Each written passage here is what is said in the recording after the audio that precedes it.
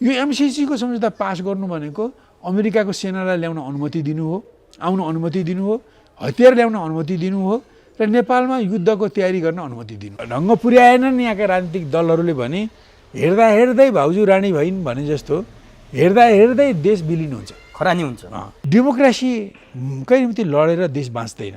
देश बचाउनको निम्ति राष्ट्रिय स्वतन्त्रता सार्वभौमिकतालाई पनि जोगाउनुपर्छ। नेपालमा भारतको प्रान्तमा जस्तो विधानसभाको निर्वाचन गरेर त्यसद्वारा राजालाई फाल्ने, सिक्किममा फाले जस्तो र त्यसपछि जनमत सङ्ग्रह केही नाटक गरेर नेपाललाई सिक्किम जस्तो विलय गर्ने यही उद्देश्य भारतको उद्देश्य हो। राजा वीरेन्द्रले 2031 सालमा नेपाललाई शान्ति क्षेत्र घोषणा गरियोस् भन्ने प्रस्तावलाई 120 मुलुकले स्वीकार गर्दा समर्थन गर्दा पनि भारतले नगरेको माओवादी जस्ता इलिमेन्टलाई पाल्नको निम्ति हो, उनीहरूलाई चलाउनकै निम्ति हो। यो किटेर भन्छु म। बाबुरामको त यो कमाइ हो। उनले त विदेशीहरूको तारतम्यमा गएर क्रिस्चियनहरूको सहयोग लिएर, इन्डियाको सहयोग लिएर जे गरे यो त उनको कमाइ हो। त उनले कमाइ त बचाउन खोज्छन् नि, त्यही भएर बुरबुरको पनि कारण नै त्यही हो। कम्युनिस्ट पार्टीको सङ्घर्ष राज संस्था विरुद्ध हो कि होइन? नेपाली काङ्ग्रेसको नेताले राम्रो भन्छन्, माधव प्रचण्ड लैबरी गर्छन्, केपी ओली त्यसलाई पास गर्न उद्धत हुन्छन् सत्तामा पुग्नको निम्ति। अहिलेका प्रचण्ड देउबा ओलीबाट देश जोगिने सम्भावना तपाईँ देख्नुहुन्न? देखिएन नि त, अहिले देखिएन। माओवादीले पछि इन्डियाको मद्दत लिएर जुन कथित क्रान्तिको नाटक रह्यो, कति भारतीय र पश्चिमाहरूको स्वार्थ नेपालमा आयो। अहिले त्यसले हामीलाई कति पिरुलिरहेको छ। वैद्य हाम्रो गजेरेलहरूलाई जेलमा राखेर हामीहरूलाई डर त्रास दिएर यो मास्टरमाइन्ड बाबुरामको थियो भन्छन् हो? यो बाबुराम त त्यसका निकटका कार्यान्वयनकर्ता हुन्, मास्टरमाइन्ड त हो। दर्शकवृन्द नमस्कार, चुरो कुरोमा तपाईँलाई हार्दिक स्वागत छ। आजको चुरो कुरोमा हामी एउटा गहन विषयमा छलफल गर्दैछौँ। त्यो मान्छेहरूको दिमागमा, नेपाली समाजमा अथवा हामी सबैको दिमागमा एक प्रकारको के कुरा सेटिङ गरिएको छ भने कम्युनिस्ट भनेको राज संस्था विरोधी हो, कम्युनिस्ट गणतन्त्र चाहन्छ र गणतन्त्रमा राजतन्त्र सम्भव हुँदै हुँदैन भन्ने कुरा हामीलाई सिकाउँदै आइयो, सुनाउँदै आइयो र हो पनि त्यो जस्तो लाग्छ। तर नेपाली कम्युनिस्ट नेताहरू, त्यो पनि मूर्धन्य कम्युनिस्ट नेताहरू, त्यो पनि शीर्ष स्थानमा रहेका कम्युनिस्ट नेताहरू पछिल्ला दिनमा भटाभट राज संस्थाको पक्षमा बोल्न थालेपछि मान्छेहरूले जिब्रो टोक्न थालेका छन्। के कम्युनिस्ट र राज संस्था सँगसँगै हिँड्न सक्छन्? यो विषयमा आज हामी गहन रूपमा र मिहिन ढङ्गले छलफल गर्नेछौँ। यो सम्भव छ या छैन? कम्युनिस्टको लडाइँ राज संस्थासँग हो अथवा अरू कुनै शक्तिसँग हो? के कम्युनिस्टले राज संस्था फाल्नकै निम्ति कम्युनिस्ट पार्टी स्थापना भएको अथवा राज संस्थासँग कम्युनिस्ट पार्टी पनि सँगै जान सक्छ? यो कुरा आज हाम्रो जान्ने प्रयास हुनेछ र यसमा हामी छलफल गर्नेछौँ। र यही बिचमा कम्युनिस्टका नेताहरूले राज संस्थाको पक्षमा बोलिरहँदा दसैँकै सम्मुख नेपालीहरू दसैँ पर्व मनाउन लागिरहँदा पूर्व राजा भनिएका, अब पूर्व राजा भन्ने भने वर्तमान राजा पनि हुनुपर्छ, राजालाई कसरी सम्बोधन गर्ने यो एउटा अर्को अप्ठ्यारो विषय छ। ज्ञानेन्द्र शाहले राज संस्था र प्रजातन्त्र सँगसँगै जान पर्छ, राज संस्था बिना प्रजातन्त्र र प्रजातन्त्र बिना राज संस्था सम्भव छैन भन्ने सन्देश दिइसकेपछि, ज्ञानेन्द्र शाह बोलिसकेपछि, राजा ज्ञानेन्द्र बोलिसकेपछि यो एउटा तरङ्गित बन्न पुगेको छ। गणतन्त्र स्थापना भएको लामो समयपछि राजा ज्ञानेन्द्र यसरी बोल्न अग्रसर हुनुको पछाडि के हुनसक्छ कारण, यो आज जान्ने प्रयास गर्नेछौँ। यसका निमित्त आजको चुरो कुरोमा नेपाल कम्युनिस्ट पार्टी मालेका महासचिव सिपी मैनाली हुनुहुन्छ। सबभन्दा पहिले म चुरो कुरोमा मालेका महासचिव सिपी मैनालीलाई स्वागत गर्छु। तपाईँलाई चुरो कुरोमा हार्दिक स्वागत छ। बहुत धन्यवाद। सिपी मैनाली झापा आन्दोलनबाट उदाएको त्यो पात्र। सिपी मैनाली नेपाल कम्युनिस्ट पार्टी मालेको संस्थापक महासचिव हुँदै नेकपा एमाले हुँदै आज नेकपा मालेको फेरि महासचिव हुनुहुन्छ। चाहे त्यो बेलाको राज संस्था होस्, चाहे 46 सालको आन्दोलन होस्, चाहे 62-63 को आन्दोलन होस्, सबै ठाउँमा सिपी मैनालीको सहभागिता छ। हामीलाई के सुनाइयो, के सिकाइयो नेपाली समाजमा भने नेपाल कम्युनिस्ट पार्टी अथवा कम्युनिस्ट पार्टी भनेकै गणतन्त्र स्थापना गर्ने हो जहाँ राज संस्थाको राजतन्त्रको कल्पना पनि गर्न सकिँदैन भन्ने कुरा पढाइयो, सिकाइयो, बुझाइयो। र फेरि अहिले कम्युनिस्टकै मूर्धन्य नेतृत्वहरू, कम्युनिस्टकै माथिल्लो तहमा कम्युनिस्ट पार्टी स्थापनादेखि कम्युनिस्ट आन्दोलनमा लागेका नेताहरू, मोहन वैद्य भन्नुहोस्, नारायणमान बिजुक्छे भन्नुहोस्, उहाँहरू चाहिँ राज संस्थाको पक्षमा बोलेका जस्ता कुराहरू देखिन थाले। यसले के सङ्केत गर्छ? राजतन्त्र र कम्युनिजम सँगै जान सक्छ अथवा उहाँहरू किन त्यसो बोल्नुभयो? मैले यहाँबाट सुरु गरेँ। बडो महत्त्वपूर्ण प्रश्न उठाउनुभयो होइन। अब तर मलाई के लाग्छ भने जति जटिल जस्तो लागे पनि यो प्रश्न त्यति जटिल होइन। वास्तवमा कम्युनिस्टहरू विभिन्न सामाजिक व्यवस्था भएका मुलुकहरूमा परिवर्तनको निम्ति लड्छन्। हामीहरू नेपालकै सामाजिक अवस्थाको परिवर्तनको निम्ति लडेका हौँ। हाम्रो समाज जब कम्युनिस्ट पार्टी बन्न त्यसबेला मैले व्याख्या गर्दिनँ, खालि शब्द मात्रै उल्लेख गर्छु।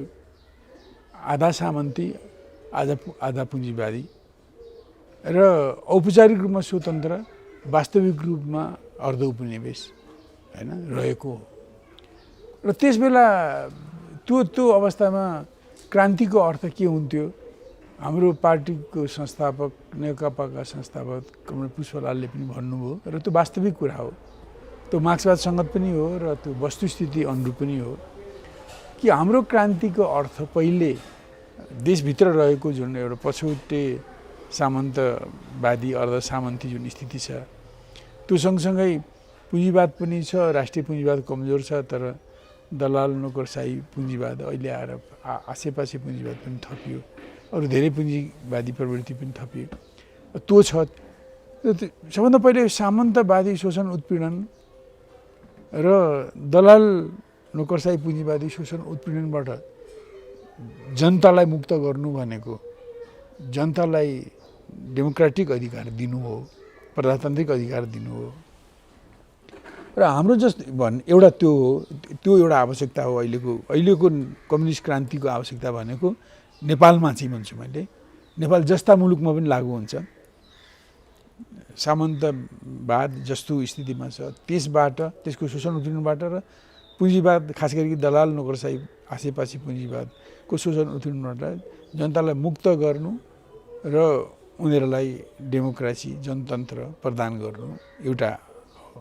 दोस्रो यसको आवश्यकता भनेको र महत्त्वपूर्ण पक्ष भनेको नेपाल हुन त कहिले पनि परतन्त्र रहेन हैन, कुनै पनि बाह्य शक्तिले प्रत्यक्ष शासन गरेन। तर ब्रिटिस कालदेखि नै हैन, जब ब्रिटिस साम्राज्यवाद आयो र साम्राज्यवाद आउने क्रममा अब कि त उनीहरूले प्रत्यक्ष उपनिवेश बनाउँथे कि त अर्ध उपनिवेश बनाउँथे। पछि दोस्रो विश्वयुद्धपछि नवोपनिवेश भन्ने शब्दावली आएको छ हैन। त्यसबेला हामी औपचारिक रूपले स्वतन्त्रै भए पनि हामी सन्धि सर्पणहरू मार्फत हैन, सुगौली सन्धि, त्यसपछि गरेका अनेक सन्धिहरू, पछि 1930मै गरेको सन्धिले पनि हामीलाई आन्तरिक स्वतन्त्रता नेपालको लागि माने पनि बाह्य स्वतन्त्रता थिएन र ब्रिटिसले आफ्नो सल्लाहमा काम गर्ने बाध्यता राखेको खडा गरेको थियो हैन। त्यस्तो भएकोले कि त डाइरेक्ट उपनिवेश हुन्छन् कि त अर्ध उपनिवेश हुन्छन्। अहिले आएर नवोपनिवेश पनि हुन्छन्, अर्ध उपनिवेश भन्दा अझ मिहिन पाराको उपनिवेश। त हाम्रो अर्ध उपनिवेशी सोसाइटी थियो नेपाल कम्युनिस्ट पार्टी 2006 सालमा गठन हुँदा। अनि छोटो भनौँ अर्ध उपनिवेशी र अर्ध सामन्ती समाज थियो।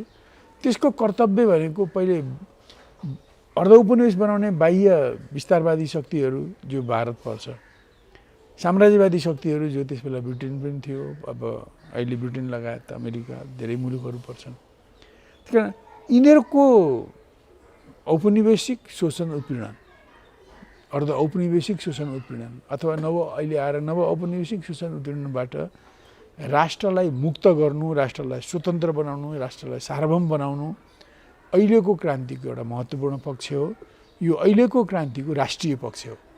राष्ट्रलाई बाह्य शक्ति, हस्तक्षेपकारी शक्तिहरू भन्नाले विस्तारवाद, साम्राज्यवाद, ती शक्तिहरूको शोषण उत्पीडन नियन्त्रणबाट मुक्त गर्नु अहिलेको क्रान्तिको यो पहिलो आवश्यकता।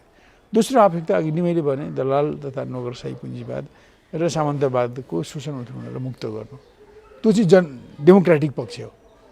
त पुष्पलालले नि पार्टी स्थापना गर्दा पनि भनेको के हो भने अहिलेको हाम्रो क्रान्तिको अहिलेको जुन चरण छ जसलाई हामीले यसो पनि भन्न सक्छौँ राष्ट्रिय जनवादी क्रान्तिको चरण भन्न सकिन्छ। दुईटैलाई जोडेर बाह्य शक्तिको शोषण उत्पीडनबाट मुक्ति राष्ट्रिय पक्ष, आन्तरिक सामन्तवादी दलाल नोकरशाही पुँजीवादी शोषण उत्पीडनबाट मुक्ति अर्को जनवादी अथवा डेमोक्रेटिक। यो अहिलेको क्रान्तिको चरित्र भनेको राष्ट्रिय र जनवादी हो, डेमोक्रेटिक, नेसनल डेमोक्रेटिक हो। र यो क्रान्तिको नेतृत्व चाहिँ गर्ने वर्ग चाहिँ यसमा धेरै भएन, यसमा यो क्रान्तिमा मजदुर, किसान, साना पुँजीपति, मध्यम पुँजीपति, ग्रामीण मध्यम वर्ग, त्यहाँका सहरिया गरिब, त्यहाँका गरिब ग्रामीण क्षेत्रका गरिब किसानहरू, अरू बुद्धिजीवीहरू, यहाँसम्म कि राष्ट्रिय पुँजीपतिहरू पनि सामेल हुन्छन् यसमा, यो क्रान्तिमा सामेल हुन्छन्। किनभने राष्ट्रिय पुँजीले पनि विकास पाएको छैन, त्यसले बाह्य शक्तिको हस्तक्षेपमा शोषण उत्पीडनमा रहनु परेको छ। कारण यो क्रान्तिमा यति धेरै शक्तिहरूको एउटा संयुक्त आन्दोलन हो। जस्तो अहिले पछिल्लो बेलामा हाम्रो युवा नेता विक्रम चन्दले एकीकृत क्रान्ति भन्नुहुन्छ।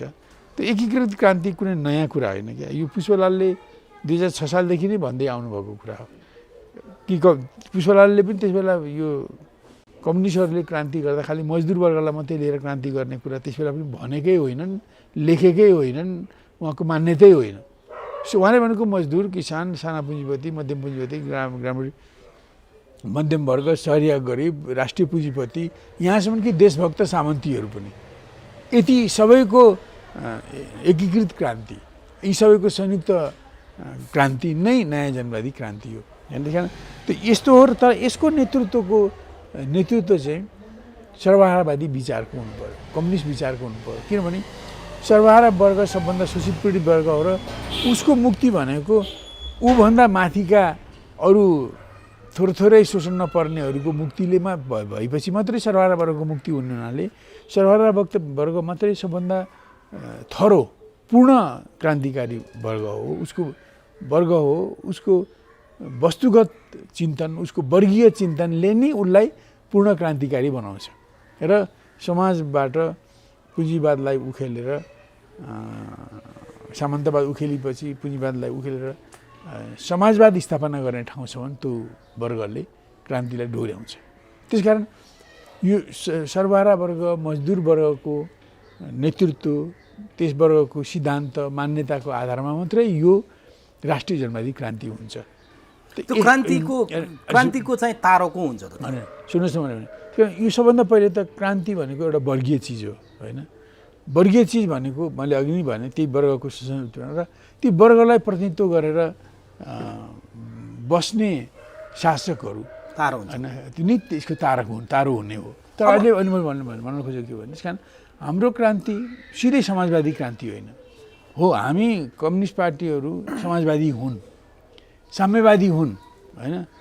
एक दिन उत्पादनको साधनहरू सार्वजनिक स्वामित्वमा, सामूहिक स्वामित्वमा ल्याउने कम्युनिस्ट पार्टीको ध्येय हो। त्यो अलिक पछिको ध्येय हो, त्योभन्दा पनि धेरै पछिको ध्येय हो। अब समाजबाट वर्ग उन्मूलन भएपछि राज्य पनि उन्मूलन गरेर वर्गविहीन साम्यवादी समाज निर्माण गर्ने, त्यो धेरै पछिको कुरा हो होइन। त्यहाँसम्म जाने क्रान्ति हो। जाला नजाला जाला जान्छ नि त्यो, तर के भने कति वर्ष लाग्छ भनेर कसैले ज्योतिष हेरेर भन्न सक्दैन। इट टेक्स टाइम होइन। यो त के भने समाजको वस्तुगत परिवर्तनको क्रममै त्यो ठाउँमा पुग्ने हो। त्यस कारण यो परिवर्तन नेपालको मात्रै होइन, विश्वभरिकै परिवर्तन चाहिँ साम्यवादसँग घाँसिएको कुरा हो। त्यसकारण त्यो यो धेरै लामो यात्राको कुरा हो। तर समाजवाद त्यति लामो यात्राको कुरा होइन, त्यति साम्यवाद जति टाढाको कुरा होइन। यो अहिलेको राष्ट्रिय जनवादी क्रान्ति अथवा माओसेतुङको भाषामा भन्नु भने नयाँ जनवादी क्रान्ति भन्दा पछिको कुरा भए पनि त्यो टाढाको कुरा होइन होइन। त्यही कारण उहाँले नै भन्नुभएको यो हामी अहिले राष्ट्रिय जनवादी क्रान्तिमा छौँ। यो क्रान्तिको सिद्धान्त माओसेतुङको भाषामा नयाँ जनवादी सिद्धान्त हो।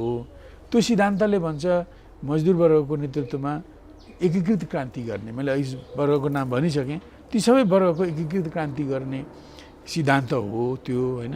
र त्यसले मजदुर वर्गको नेतृत्वमा जनताको सत्ता स्थापना गर्छ। त्यो जनताको सत्ता हो, खालि मजदुर वर्गको मात्रै होइन। मजदुर र अरू शोषित पीडित वर्ग, बौद्धिक श्रमिक, शारीरिक श्रमिक, यहाँसम्म कि राष्ट्रिय पुँजीपतिहरू, यहाँसम्म कि देशभक्तहरू जो साम्राज्यको विरुद्धमा लड्ने देशभक्त सामन्तीहरू नै भए पनि उनीहरूको पनि हित प्रतिनिधित्व गर्ने सत्ता उसले स्थापना गर्छ।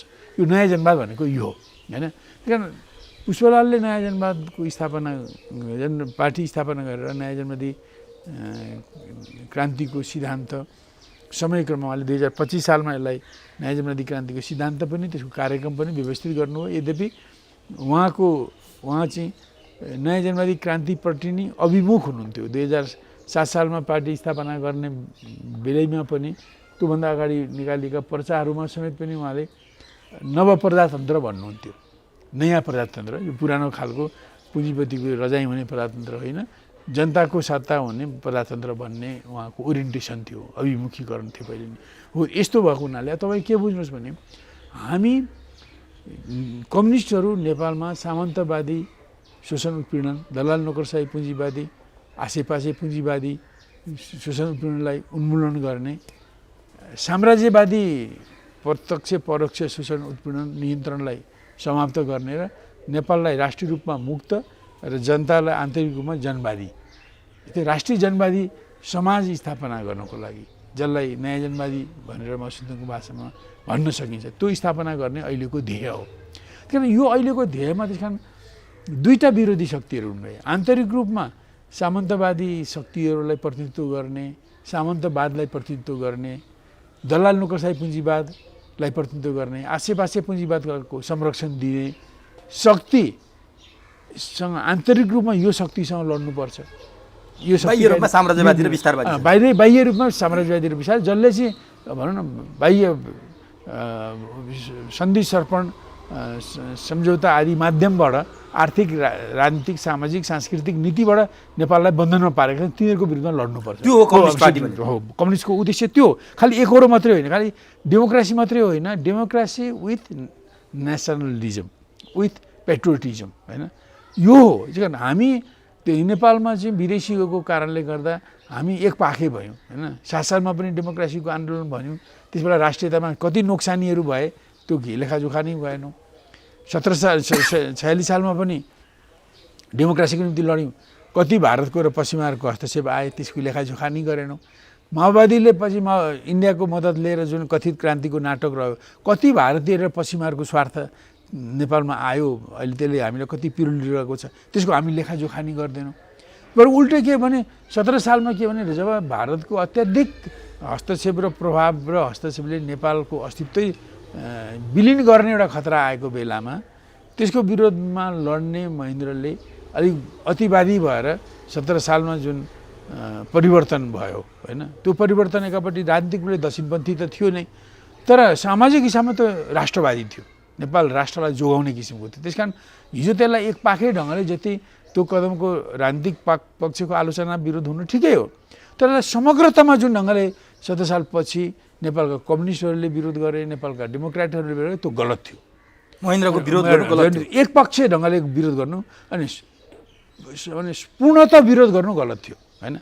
उनको एउटा पक्ष आलोच्य थियो नै होइन, उनकोले जुन तर सर्वपक्षीय आलोचित होइन, उहाँले सम्पूर्ण रूपमा आलोचना गर्ने, बहिष्कार गर्ने जुन काम हो गलत हो। बस महेन्द्रले 17 सालमा चाहिँ गरेको कदम चाहिँ भारतको प्रतिक्रियामा भएको कदम हो होइन। भारतले जस्तो म तपाईँलाई भनौँ 17 सालमा 7 सालमा जब भारत राणाशाहीको विरुद्धमा आन्दोलन हुँदा त्यो आन्दोलनमा त राजा पनि त लागेका थिए नि त होइन। त्रिभुवनले दरबार छोडेर दिल्ली दूतावास भएर भारतमा निर्वासनमा पुगे। उनी आफ्नो युवराजहरू परिवार लिएर खालि ज्ञानेन्द्र मात्रै बाँचेका थिए। पछि राणाहरूले अब अर्को राजा कहाँबाट खोज्ने, अब खोज्दाखेरि नातिलाई नै उनीहरूले त्रिभुवनको नाति ज्ञानेन्द्रलाई नै 3 वर्षमा राजा बनाए अनि उनी त्यहाँ त्यसरी लडे। त यस प्रकारले त्यो पछि त्यो लडाइँमा 2007 सालको कार्तिक 22 गते सुरु भयो। राजाले 22 गते दरबार छोडे। 22 गतेदेखि नै काङ्ग्रेसको सशस्त्र आन्दोलन र सङ्घर्ष र देशव्यापी राणा विरोधी आन्दोलन सुरु भयो। ल कार्तिकको 22 गते सुरु भयो, मुसिरभरि चल्यो, पुसको पहिलो हप्ता मात्र त्यो सम्झौतामा पुगियो। उनीहरू किनभने भारतका मान्छेहरू त्यति मात्रै नभएर अब राणाजीहरू अरू पनि उनीहरूलाई के डर थियो भने चिनमा भर्खरै क्रान्ति भएको, अब चिन मुक्त भयो, अब तिब्बतलाई शान्तिपूर्वक मुक्त गर्ने दिशामा चिनिया कम्युनिस्ट पार्टी जनमुक्ति सेना बिस्तारै अगाडि बढिरहेको थियो।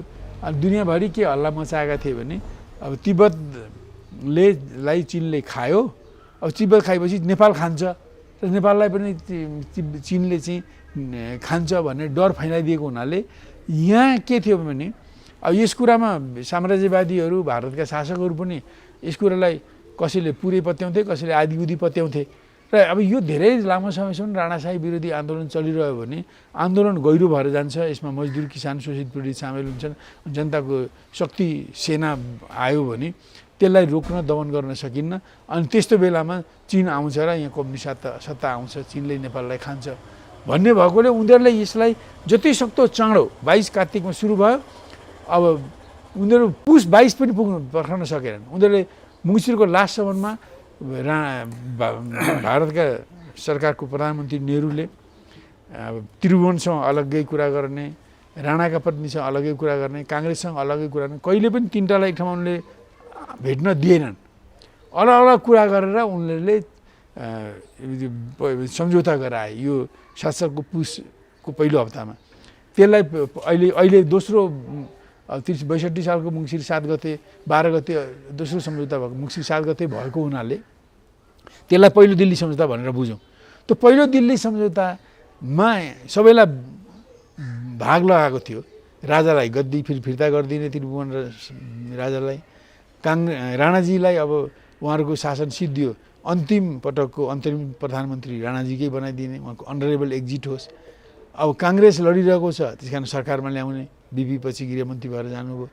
अनि राजबन्दीहरू जो लडाइँ दुःख पाए, जेलमा छन्, उनीहरूलाई रिहा गर्ने। अनि भारतले के पाउने भन्दा भारतले विधानसभा। अब उनीहरूले भने त्यो भनौँ न, उनीहरूले विधानसभा भनेको भारतका प्रान्तहरूमा विधानसभाको चुनाव हुन्थ्यो होइन, त्यसले पार्लियामेन्ट जस्तो। अन्त नेपालमा भारतको प्रान्तमा जस्तो विधानसभाको निर्वाचन गरेर त्यसद्वारा राजालाई फाल्ने, सिक्किममा फाले जस्तो। र त्यसपछि जनमत सङ्ग्रह केही नाटक गरेर नेपाललाई सिक्किम जस्तो विलय गर्ने, यही उद्देश्य भारतको उद्देश्य हो। 7 सालको पहिलो दिल्ली सम्झौतामा एउटा महत्त्वपूर्ण विषय 1-2 वर्षभित्रमा विधानसभाको चुनाव गराई, 2-3 वर्षमा विधानसभाको चुनाव गराई गणतान्त्रिक ढङ्गले शासन गर्ने भन्ने जुन सम्झौता छ। तर त्यसमा राजा त्रिभुवन पनि ओके भएको भन्ने कुरा आइरहेको थियो। होइन, राजा त्रिभुवनलाई प्रेसर थियो होइन। उनी त अब एउटा त उनी 104 वर्षको पेरुङ्गाबाट, खोपीबाट उनी निक्लेर दिल्ली पुगे। अब यहाँ राणाजीहरूले नातिलाई राजा बनाए, आफूले अपदस्थ गरिसकेका छन्। अब भारतले के गर्ने हो? तब उनलाई त देश फर्कन र राजपाट चलाउन त मन थियो नै होइन। अब भारतले पनि उनीहरूलाई नाना किसिमले उनलाई भनौँ न भ्रमित पार्ने, उनलाई कन्भिन्स गर्ने कोसिस गरेर थियो। उनीहरूलाई तपाईँ किन सानो मुलुकको राजा हुनुहुन्छ, तपाईँ भारतकै राष्ट्रपति हुनुहोस् होइन, आजीवन राष्ट्रपति भएर बस्नुहोस् भन्ने प्रस्ताव पनि आयो उनलाई। उनले यो कुरो पनि मानेनन् होइन। त्यो कुनै न कुनै बहानामा उनीहरू चिप्ल्याउन खोजिरहेका थिए। अब उनीभन्दा पनि चतुर युवराज महेन्द्र थिए होइन। उनी पनि बाबुसँगै राजासँगै भएकोले अब त्रिभुवनको निधनपछि महेन्द्र नै राजा हुने भएकोले अब भारतीयहरूले पनि महेन्द्रलाई पनि सबै गोप्य वार्ताहरूमा त राख्नु पर्थ्यो नै, पर्यो नै, राखे नै। कि महेन्द्रको त्रिभुवनको निधनपछि उनले नि त्यही बाटोमा जाओस् भनेर। त उनलाई यो कुरो मन परेन होइन। अब राजा त बाबु त राजा भएपछि उनी एब्डिकेट गर्ने, उनलाई सत्ताच्युत गर्ने, राष्ट्रपति बनाउने या लखेट्ने जे गर्ने भए पनि त म त राजै हुन पाउँदिनँ। एउटा यो कुराले पनि छोयो होला। दोस्रो कुरा के भने यो पनि छोयो कि अब यत्रो पिता पुर्खाले आर्जेको मुलुक, उनको पहलमा होइन, उनको सक्रियतामा, अग्रसारितामा, राजाहरूकै अग्रसारितामा नेपालीहरूको सहयोगमा यो नेपाल बनेको, एकीकृत भएको, लास्ट दिगो एकीकरण भएको पृथ्वीनारायण शाहको पालामा। अब त्यो मुलुक नै जानु पनि कम विषादको कुरा होइन, कम घाटाको कुरा होइन। त्यस कारण दुवै कुराले गर्दा आफू पनि राजा हुन नपाउने र देश पनि नरहने होइन। यी दुईटै कुराले पोल्यो होला महेन्द्रलाई, घोच्यो होला महेन्द्रलाई। उनी सहमत भएनन्। उनी पहिले नै असन्तुष्ट भएर थाहै नदिएर नेपाल फर्केर उनले बिस्तारै व्यवस्था मिलाउँदै गए। उनले सार्वजनिक ढङ्गले त्यो कुराको विरोध नगरिकन, नखोलिकन त भारतको डिजाइनको बारेमा विश्वस्त भारदारहरू र अरू विश्वस्त निजामती जङ्गी सुरक्षा सेवाका मानिसहरूलाई उनले भने होलान् गोप्य रूपले होइन, यस्तो यस्तो डिजाइन छ, कसरी रोक्ने भने। त एउटा कुरा त्यसलाई पर सार्दै जाने योजना बन्यो। त्यसलाई पर सार्दै महेन्द्रले त्यसलाई 13 सालमा तुहाइदिए होइन, विधानसभालाई तुहाइदिए। यदि विधानसभाको चुनाव भएको भए नेपाल कि त सिक्किम हुन्थ्यो, कि त भुटान जस्तो प्रोटेक्टरेट संरक्षित राज्य हुन्थ्यो होइन यी दुईटा मध्ये एउटा जुन कुरा महेन्द्रले जोगाए अब त्यसरी मैले त्यही एउटा कुरा के भनेदेखि हाम्रो सङ्घर्ष भने त्यस बेला पनि हाम्रो सङ्घर्ष त राजासँग त भएन नि त कम्युनिस्ट पार्टीको सङ्घर्ष राज संस्था विरुद्ध हो कि होइन त्यस बेला त होइन नि त्यस बेला त राणाजीहरूसँग थियो निरङ्कुश डेमोक्रेसीको निम्ति राणासँग थियो र वास्तवमा देशको स्वतन्त्रताको निम्ति भारतसँग थियो तर सामन्तवाद विरुद्ध भन्नुभयो नेपालमा सामन्तवादको नेतृत्व कसले गरे ठिक छ त्यस बेला त अब त्यही सरकारले राणाजीहरूकै सरकारले गर्यो राणा शासन ढलिसकेपछि त्यसपछि ठिक छ त्यो रहे पनि त प्यारलली गएको छ नि एकापट्टि त हाम्रो देशको अस्तित्वै लोप हुने र स्वतन्त्रतै सार्वभौमसत्तै समाप्त हुने एउटा खतरा छ अर्को त अधिकार नपाउने मात्रै हो भित्रीकाले अधिकार नदिएका हुन् यो पनि लडाइँ छ अधिकार लिने पनि लडाइँ छ तर अर्को बाह्य शक्ति विस्तारवादी साम्राज्यवादी देशलाई नै पराधीन बनाउने अथवा संरक्षित राज्य अथवा सिक्किम जस्तो होइन विलय गरिदिने होइन खतरा भएपछि त यो भित्रको कुरो त यो ठुलो कुरो भयो नि त त्यसपछि त्यो राज संस्था विरुद्ध अथवा सामन्तवाद विरुद्ध तपाईँको लडाइँ अधिकारको लागि मात्रै थियो उसलाई समूल नष्टको लागि थिएन हामीले चाहेको त किन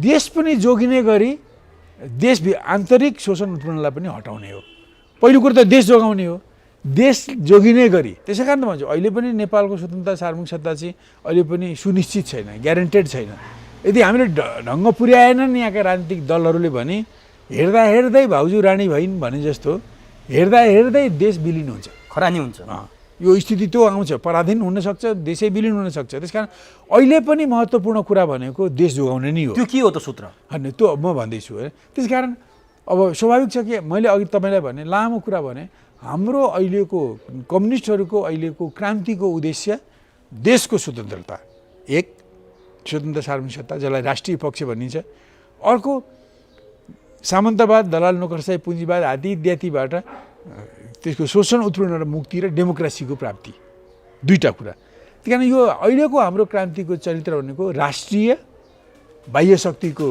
शोषण उत्पीडन थिचोमिचो उपनिवेशकरणबाट जोगिने राष्ट्रिय र आन्तरिक शोषण उत्पीडनबाट मुक्त हुने प्रजातान्त्रिक किन अहिले हाम्रो क्रान्ति भनेको राष्ट्रिय प्रजातान्त्रिक राष्ट्रिय अनि त्यसको सिद्धान्त भनेको नयाँ जनवादी भनेको भने यी सबै कुराको नेतृत्व गर्न विभिन्न शक्तिहरू यसमा आउँछन् जस्तो सालको डेमोक्रेसीमा राजा त्रिभुवन समेतले साथ दिए होइन अब अहिलेको यो लडाइँमा जस्तो अहिले भनौँ न एमसिसीको जुन थुपरिँदैछ एमसिसी आएपछि नेपाल चाहिँ गुट निरपेक्ष राज्य रहँदैन यो अमेरिका सापेक्ष राज्य हुन्छ अमेरिकाको गुटमा जान्छ द्वन्द्वमा फस्छ र त्यो द्वन्द्वको क्रममा यसको अस्तित्व लोप हुने खतरा छ त यस्तो स्थितिमा यो एमसिसीलाई नेपालबाट लखेट्नु यसलाई यहाँ आउन नदिनु अहिलेको ठुलो काम हो अरू धेरै काम छन् तर यो एउटा महत्त्वपूर्ण कुरा अरू पनि धेरै कुराहरू छन् होइन त्यही कारण यस्तो कुरामा डेमोक्रेसीको निम्ति लागेका पोलिटिकल पार्टीहरू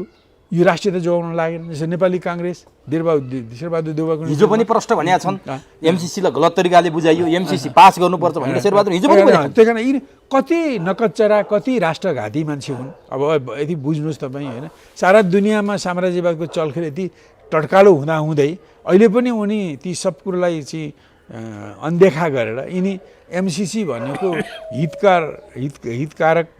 हितकारी कार्यक्रम हो भनेर भन्छन् भने यीभन्दा राष्ट्रघाती सोच राख्ने मान्छे अरू कोही हुँदैन त्यस कारण एउटा कुरा डेमोक्रेसीको निम्ति त उनले पनि लडेकै हो देउवाले पनि यद्यपि उनले सामन्तवादसँग सम्झौता पनि गरे तर लडे पनि तर अब अहिले हेर्नुहोस् त देशको जब अस्तित्वको प्रश्न उठ्यो नेपाली काङ्ग्रेस राष्ट्रघाती पक्षमा उभिँदैछ अब देशको डेमोक्रेसीको निम्ति हिजो माधव नेपालले पनि लडेका हुन् केपी ओलीले पनि लडेका हुन् प्रचण्डले पनि लडेका हुन् उनले गणतन्त्र भनेर घोक्रो सुकाएका पनि हुन् तर अहिले आएर हेर्नुहोस् त अहिले केपी ओली हिजो उनी सरकारमा प्रधानमन्त्री हुँदा उनी नै एमसिसी पास गर्ने पक्षमा थिए अहिले उनले जाली कुरा गर्दैछन् सत्तापक्षले के बोल्छ अनि म बोल्छु भनेर उनले यस्तो भन्नै नसक्ने कुरा गरिरहेका छन् यो हिजोको कमिटमेन्टमै छन् उनी जस्तो देखिन्छ अब प्रचण्ड र माधव नेपालको कुरा पनि दोधारे नै छ उनीहरू चाहिँ मिलाएर पास गर्ने अथवा संशोधन गरेर पास गर्ने जबकि संशोधन हुँदैन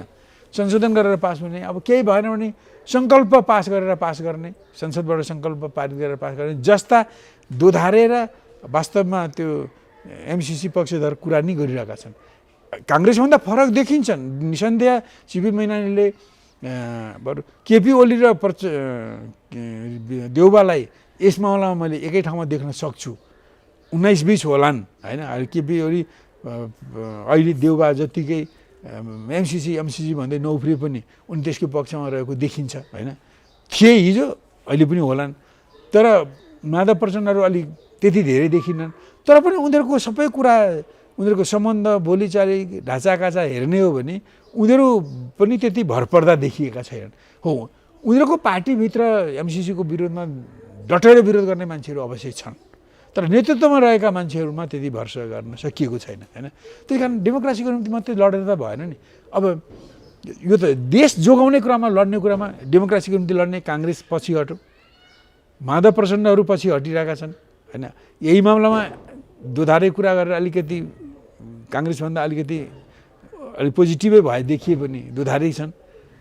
तर के भने अरू मामलामा त उनीहरूले नेपाललाई त विदेशीको पोल्टामा बुझाइसके, माधव प्रचण्डहरूले पनि त्यहाँ पुर्याइसके हेर्नुहोस् होइन। अब केपी ओली माधव एमसिसीकै पक्षमा छन्, अब के गर्ने हुने हेर्न बाँकी छ। भनेपछि त डेमोक्रेसीकै निम्ति लडेर देश बाँच्दैन। देश बचाउनको निम्ति राष्ट्रिय स्वतन्त्रता, सार्वभौमिकतालाई पनि जोगाउनुपर्छ। यो यसका निमित्त, देश जोगाउनका निमित्त प्रजातन्त्रका लागि लडेका देउबा, माधव प्रचण्ड, केपी भन्दा के राजा ज्ञानेन्द्र अलि बढी देशभक्त राष्ट्रवादी देखिएका हुन् भन्न खोज्नु भयो? अहिले यस्तो भनौँ, अहिले जस्तो भनौँ जति पनि अब राजालाई मान्ने, मैले अब राजाले नि एमसिसीको पक्षमा बोलेको त सुने पनि छैन होइन। तर के भने राजालाई मान्ने जो शक्तिहरू छन् होइन, आफूलाई राजावादी भन्ने, राजा आएर देश बचाउँ भन्ने जो मान्छे छन्, उनीहरू चाहिँ डटेर एमसिसीको विरोध गरिरहेका छन्। त यसको माने अब जब उनीहरूले राजालाई मान्छन् भने उनीहरूले राजाले नमान्ने कुरो त गरेका होइन होला। त्यही कारण अवश्य नै ज्ञानेन्द्र राजाले पनि एमसिसीलाई देउबाले जसरी, माधव प्रचण्डले जसरी लिएको देखिँदैन होइन। विरोधमै मत छ प्रष्ट ढङ्गले होइन। विगतको गर्व र गुमान जोगाउनुपर्छ भन्ने कुरा अहिलेको दसैँको सन्देशमा पनि आएको छ होइन। त्यसले गर्दा त यसकारण हाम्रो यसमा बेला जस्तो नारायणमान बेजिसले भनेको कुरो साँचो हो। उहाँले के भन्नुभयो भने हामी राष्ट्रियता र जनतन्त्रको निम्ति होइन, राष्ट्रिय मुक्ति र जनताको मुक्तिको निम्ति लडेका हौँ र यसको विरोध गर्ने तागतको विरोधमा गएका हौँ। र पर्टिकुलरली हामीले फलानु संस्थाकै विरोध, राज संस्था नि अहिलेको टार्गेट भइहाल्छ भनेर भनेको पनि होइन। तर एउटा कुरा के हो भने अहिले त्यो शक्तिको प्रतिनिधित्व गर्छन्, यदि क्रान्ति विरोधी शक्तिको प्रतिनिधित्व गर्ने जोसुकै पनि निशाना हुन्छन् नि, चाहे राजा हुन् चाहे अरूहरू हुन्। तर अहिले के भने हाम्रो लडाइँ एकैचोटि राष्ट्रियताको निम्ति र जनतन्त्रको निम्ति भएको हुनाले र राष्ट्रियताको निम्ति लडाइँ अरू मुलुकको भन्दा नेपालको चर्को छ, महत्त्वपूर्ण छ। यो महत्त्वपूर्ण छ, प्राथमिक कुरा हो यो होइन। र अहिले यो झन् चर्को भएर आएको छ। देशभित्र 7 साल, 46 साल, 63 सालको परिवर्तनमा विदेशी प्रभाव र हस्तक्षेप जति थुप्रिए नेपालमा, त्यसले गर्दा विदेशी प्रभाव र हस्तक्षेप नेपालमा अत्याधिक छ। र अहिले चीनको अभ्युदय भइसकेपछि संयुक्त राज्य अमेरिकाले त्यसलाई फुटेको आँखाले सहेको छैन र नेपालमा अड्डा जमाएर चीन फ्री टिबेट मुभमेन्ट चलाएर चीनलाई दक्षिणपट्टिबाट, चीनको दक्षिणपट्टिबाट तिब्बतको सिमानाबाट गडबडी मचाएर चीनलाई फसाउने, उसलाई चाहिँ विकासमा अवरोध गर्ने, उसलाई तोडफोड गर्ने उसले अभिप्राय लिएको हुनाले संयुक्त राज्य अमेरिका यहाँ कुण्डली जमाएर बस्न चाहन्छ। त्यसै कारण उसले जति नेपाली जनताले विरोध गरे पनि एमसिसीलाई थोपर्न चाहन्छ। किनभने एमसिसीमा यति धेरै तरिका भने त्यसमा यति धेरै माध्यमहरू छन्, बनाएको छ कि त्यसको माध्यमबाट यहाँ फौज ल्याउन सकिन्छ। जस्तो कन्टेनरमाबाट सामान ल्याउन सकिन्छ। उसले एमसिसीको कर्मचारी भनेर जोसुकैलाई उसले ल्याए पनि यहाँ नेपालको सरकारले केही जाँचबुझ नगरिकन नाकाको चालले उसलाई यहाँ आवासीय भिसा दिनुपर्छ परिवारलाई सहित, र उसलाई चाहिँ 14वटा करबाट मुक्ति गर्नुपर्छ। मान्छे तिनै मान्छे फौज मान्छे आउने भयो त्यसरी कर्मचारी भनेर। अनि उसले ल्याउने जस्तो परियोजनाको सामग्री उसले बाहिरबाट किनेर ल्याउँदा नेपाल सरकारले त्यो कन्टेनर हेर्न पाउँदैन। त्यहाँ हतियार पनि हुन्छ, त्यहाँ उसले कुनै एक लालगेडी पनि एक लाल पैसा पनि भन्सार लगाउन सक्दैन। अनि त्यसबाट हतियार ल्याए भइहाल्यो। पहिले पनि त त्यसरी ल्याएको अमेरिकाले हतियार नेपालमा। अब यो एमसिसी सम्झौता, एमसिसीसँग गरेको सम्झौतालाई पारित गरेपछि त्यो सम्झौता कानुन हुन्छ र त्यो सम्झौतामा स्पष्ट लेखेको छ कन्टेनरमा आएका सामानहरू चेक गर्न पाउँदैन। जति पनि कर्मचारी आउँछन् नेपालले खोजी नगरिकन आवासीय भिसा सपरिवारलाई दिनुपर्छ, ट्याक्स लिन पाइँदैन आदि इत्यादि। एमसिसीमा भर्ना गर्ने मान्छे सबै उसले गर्ने हो, नेपाली सरकारले गर्न सक्दैन, एमसिसीले हुन्छ भन्नु मात्रै हुन्छ आदि जति कुराहरू छन् त्यसलाई सधैँभरि राख्ने, एमसिसीका कर्मचारीले गर्ने जतिसुकै अपराधलाई पनि नेपाली अदालतमा मुद्दा नचल्ने होइन। एमसिसीको सम्झौता र नेपालको संविधान कानुन बाजो भने एमसिसीको सम्झौता माथि हुने, नेपालको संविधान कानुन तल हुने प्रष्ट लेखिएको छ। र यो आएपछि उसले नेपालमा त्यसको माध्यमबाट नै संयुक्त राज्य अमेरिकाले खटाइकन आफ्नो सेना ल्याउँछ, आफ्नो हतियार ल्याउँछन् र परियोजना बनाउनमा यहाँ बनाउने टेलिफोन बिजुलीको लाइन अब के अहिले त बाटो र बिजुलीको लाइन छ, त्यसको माध्यमबाट उनीहरूलाई भोलि जहाँ उनीहरूलाई मिजाइल छोड्नको लागि हाई टेन्सन लाइन चाहिन्छ त्यहाँ उनीहरूले त्यसलाई लाने हो, बाटो त्यहाँ बनाउने हो जहाँ उनीहरूलाई भोलि गाडी गुडाउन चाहिने हो। यी सबै कुरा त उनीहरूले गर्ने भए। त्यस कारण यो अहिले जस्तो भनौँ अहिले के एमसिसी पास गरेपछि अमेरिकन सेना आइसके आउँछन् भनेर मान्छेले भन्छन्, यो होइन भन्छन्। मैले अलिकति अतिशयोक्तिलाई क्यान्सल गरेर म के भन्न चाहन्छु भने यो एमसिसीको सम्झौता पास गर्नु भनेको अमेरिकाको सेनालाई ल्याउन अनुमति दिनु हो, आउन अनुमति दिनु हो, हतियार ल्याउन अनुमति दिनु हो र नेपालमा युद्धको तयारी गर्न अनुमति दिनु हो। समग्रमा यो अब यस्तो भएकोले यस्तो हुनुको माने नेपालको स्वतन्त्रता जानु।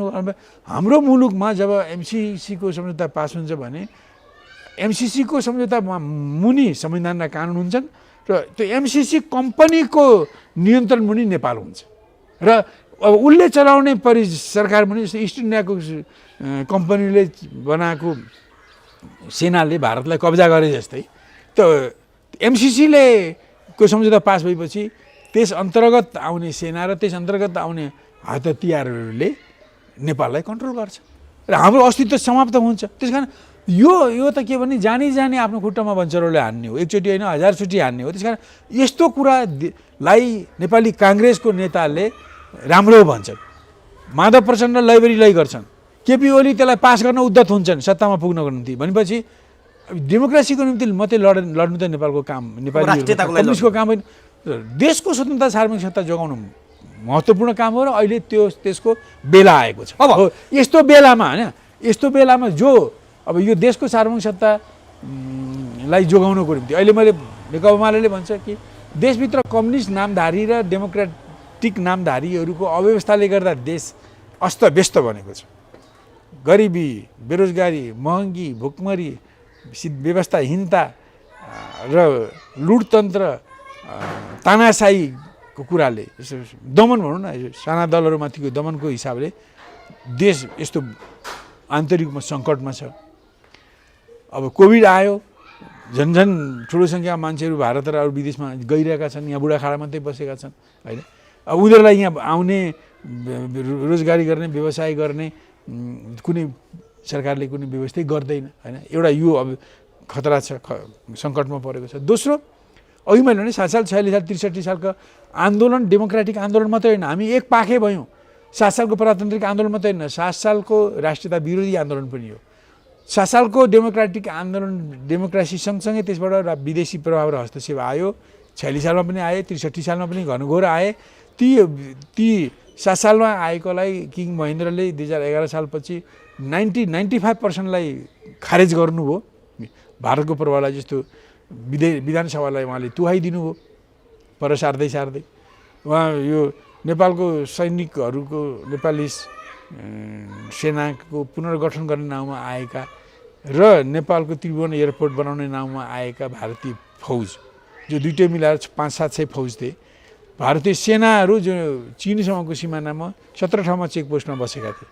तिनीहरूलाई 2027 सालमा किङ महेन्द्र र कीर्तिनिधि विष्टले मिलेर फिर्ता पठाउन लानुभयो। यी दुईवटा ठुल्ठुला कुराहरू नभए पहिले कुरा विधानसभाले त नेपाललाई चर्लक्कै खान्थ्यो, कि त सिक्किम बनाउँथ्यो कि त प्रोटेक्टरेट संरक्षित राज्य बनाउँथ्यो होइन।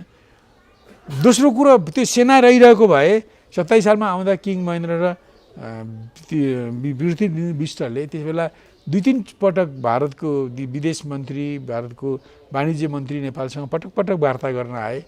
पछिल्लो पटक चाहिँ 27 सालमै त्यस बेलाको दिनेश सिंह सायद विदेश मन्त्री 4 दिन आएर बसे, त्यहाँ जे किसिमका वार्ता भए, ती वार्ताहरूको निचोड चाहिँ तत्कालीन राजा महेन्द्र र कृष्ण विष्टले के बुझ्यो भने यो उत्तरी चेकोसबाट भारतीय सेनालाई नहटाउने हो भने यही सेना भोलि हाम्रो निम्ति गलपासो हुन्छ हैन, यही भोलि हाम्रो फाँसीको फन्दा हुन्छ, देश सिद्धिन्छ। यो टुङ्गोमा पुगेपछि दुईटाले सल्लाह गरेर यहाँको अरू धेरै विज्ञ विशेषज्ञ सल्लाहकारको राय अनुसार कृतिनिधि विष्टले त्यसबेला राइजिङ नेपालमा 1 पेज अन्तर्वार्ता अङ्ग्रेजीमा दिनुभयो, 1 पेज भन्दा पनि बढी। र उनीहरूको सन्धि अन्तर्गत उत्तरी चेकोसमा बसेका होइनन्। नेपाल भारत सम्बन्धसँग, मैत्रीसँग, सन्धिसँग त्यसको कुनै सरोकार छैन। त्यो अर्कै ढङ्गले आएका हुन्। अब तिनको काम सिद्धियो, उनीहरूले यहाँ बस्नु जरुरी छैन, तुरुन्त उनीहरूले बोरिया विस्तार बाँधेर फिर्ता आउनुपर्छ भन्ने उहाँको सुस्पष्ट वार्ता भयो। अब अन्तर्वार्ता आयो, भारत रिसायो, दबाब दियो, तर उनीहरूलाई फर्कनु करा। उनीहरू आएर 5-6 महिना जति जाउला खेलमा बसे, तब पनि भारतले उनीहरूलाई राखिरहन कमजोर गरेन। पछि आखिरमा भारतको यहाँ एउटा कर्नेल तहको सैनिक एटासी भारतीय इम्बेसीमा राख्ने सहमति गरेर उनीहरू 6 महिनापछि बोरिया विस्तारसहित फर्केर गए। वास्तवमा यी दुईटा यति राजा महेन्द्रले त भारतले घुँडा टेकाएका रहेछन् होइन। त्यस मामलामा उनले झन् यी दुईटा कुरा विधानसभालाई पनि परिबन्ध मिलाएर, एक्लै भेडिया धसान टाइपले होइन, परिबन्ध मिलाएर त्यसलाई तुहाइदिनु हो होइन। अब विधानसभाको चुनाव, संसदको चुनाव भयो र उनले संविधान दिए र चुनाव भयो। अब भन्ने ठाउँ धेरै रहेन। अब मन त कुँडिएको भए पनि उनीहरूको हतियार फ्याँकिदिएकोले भारत त रिसायो त होला नै होइन, तर अरू धेरै गर्न सकेन। दोस्रो कुरा, ती फौजहरूलाई हटाइयो।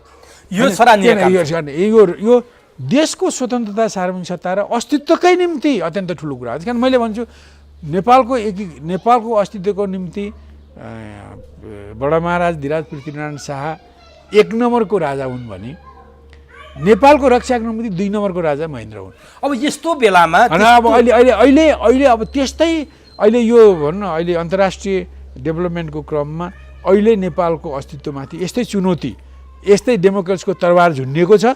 र अहिले यसको लागि विदेशीहरूको हस्तक्षेप र भित्रको अव्यवस्थालाई हटाउनको निम्ति सबै देशभक्त एकजुट हुनुपर्छ। मैले ज्ञानेन्द्र राजा 3 नम्बरको राजा बन्न सक्छन्।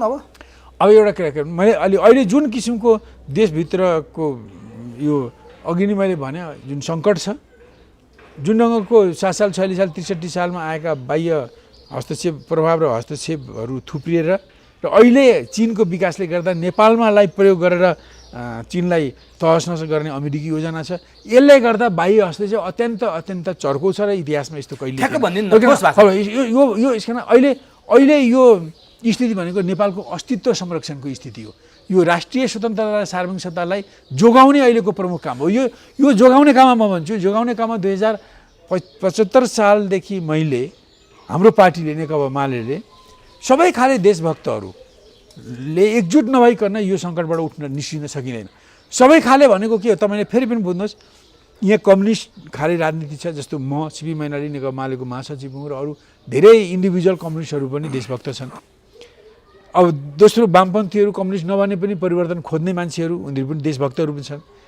आफूलाई प्रजातन्त्रवादी भने पनि देउबा जस्तो नभएका होइन, जो वास्तवमा देशको निम्ति, राज्य रक्षाको निम्ति अहिले लड्ने आवश्यकता छ भन्ने चेतना र चिन्तन भएका प्रजातन्त्रवादीहरू र अरू राष्ट्रवादी भने जसले राजालाई मान्छन्, कतिपय राजावादी होलान्, कतिपय धर्मलाई मान्लान्, हिन्दूवादीहरू होलान् होइन, कतिपय पुरातन रीतिथितिलाई मान्लान् होइन, तर उनीहरू राजनीतिमा राजालाई मानेर आइरहने राष्ट्रवादी छन् होइन। त यिनीहरूमा पनि 2 खाले मान्छे छन्।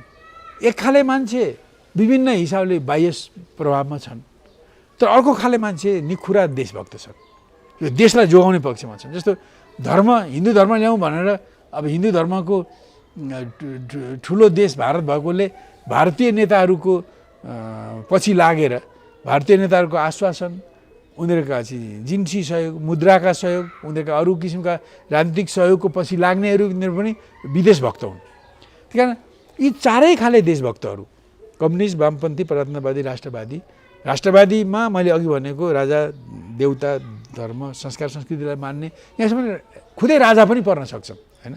यी सबैमा भएका देशभक्तहरूले अहिलेका यो विदेशीहरूको विदेशमुखी पोलिटिक्सलाई सच्याउन हटाउन विकृति राजनीतिको विकृतिलाई हटाउन र देशको स्वतन्त्रता सार्वभौमिक सत्तालाई कायम राख्न र देशमा भएका अरू ज्वलन्त समस्याहरूलाई देशमुखी ढङ्गले समाधान गर्ने विषयमा एकगठ हुनुपर्छ र त्यस्तो शक्तिले मात्रै जुड्न सक्छ। हिजो डेमोक्रेसी ल्याउन 7 सालमा इन्डियाको 99% इन्डियाको भरोसा गरेका थिए त्यसबेला 7 सालमा।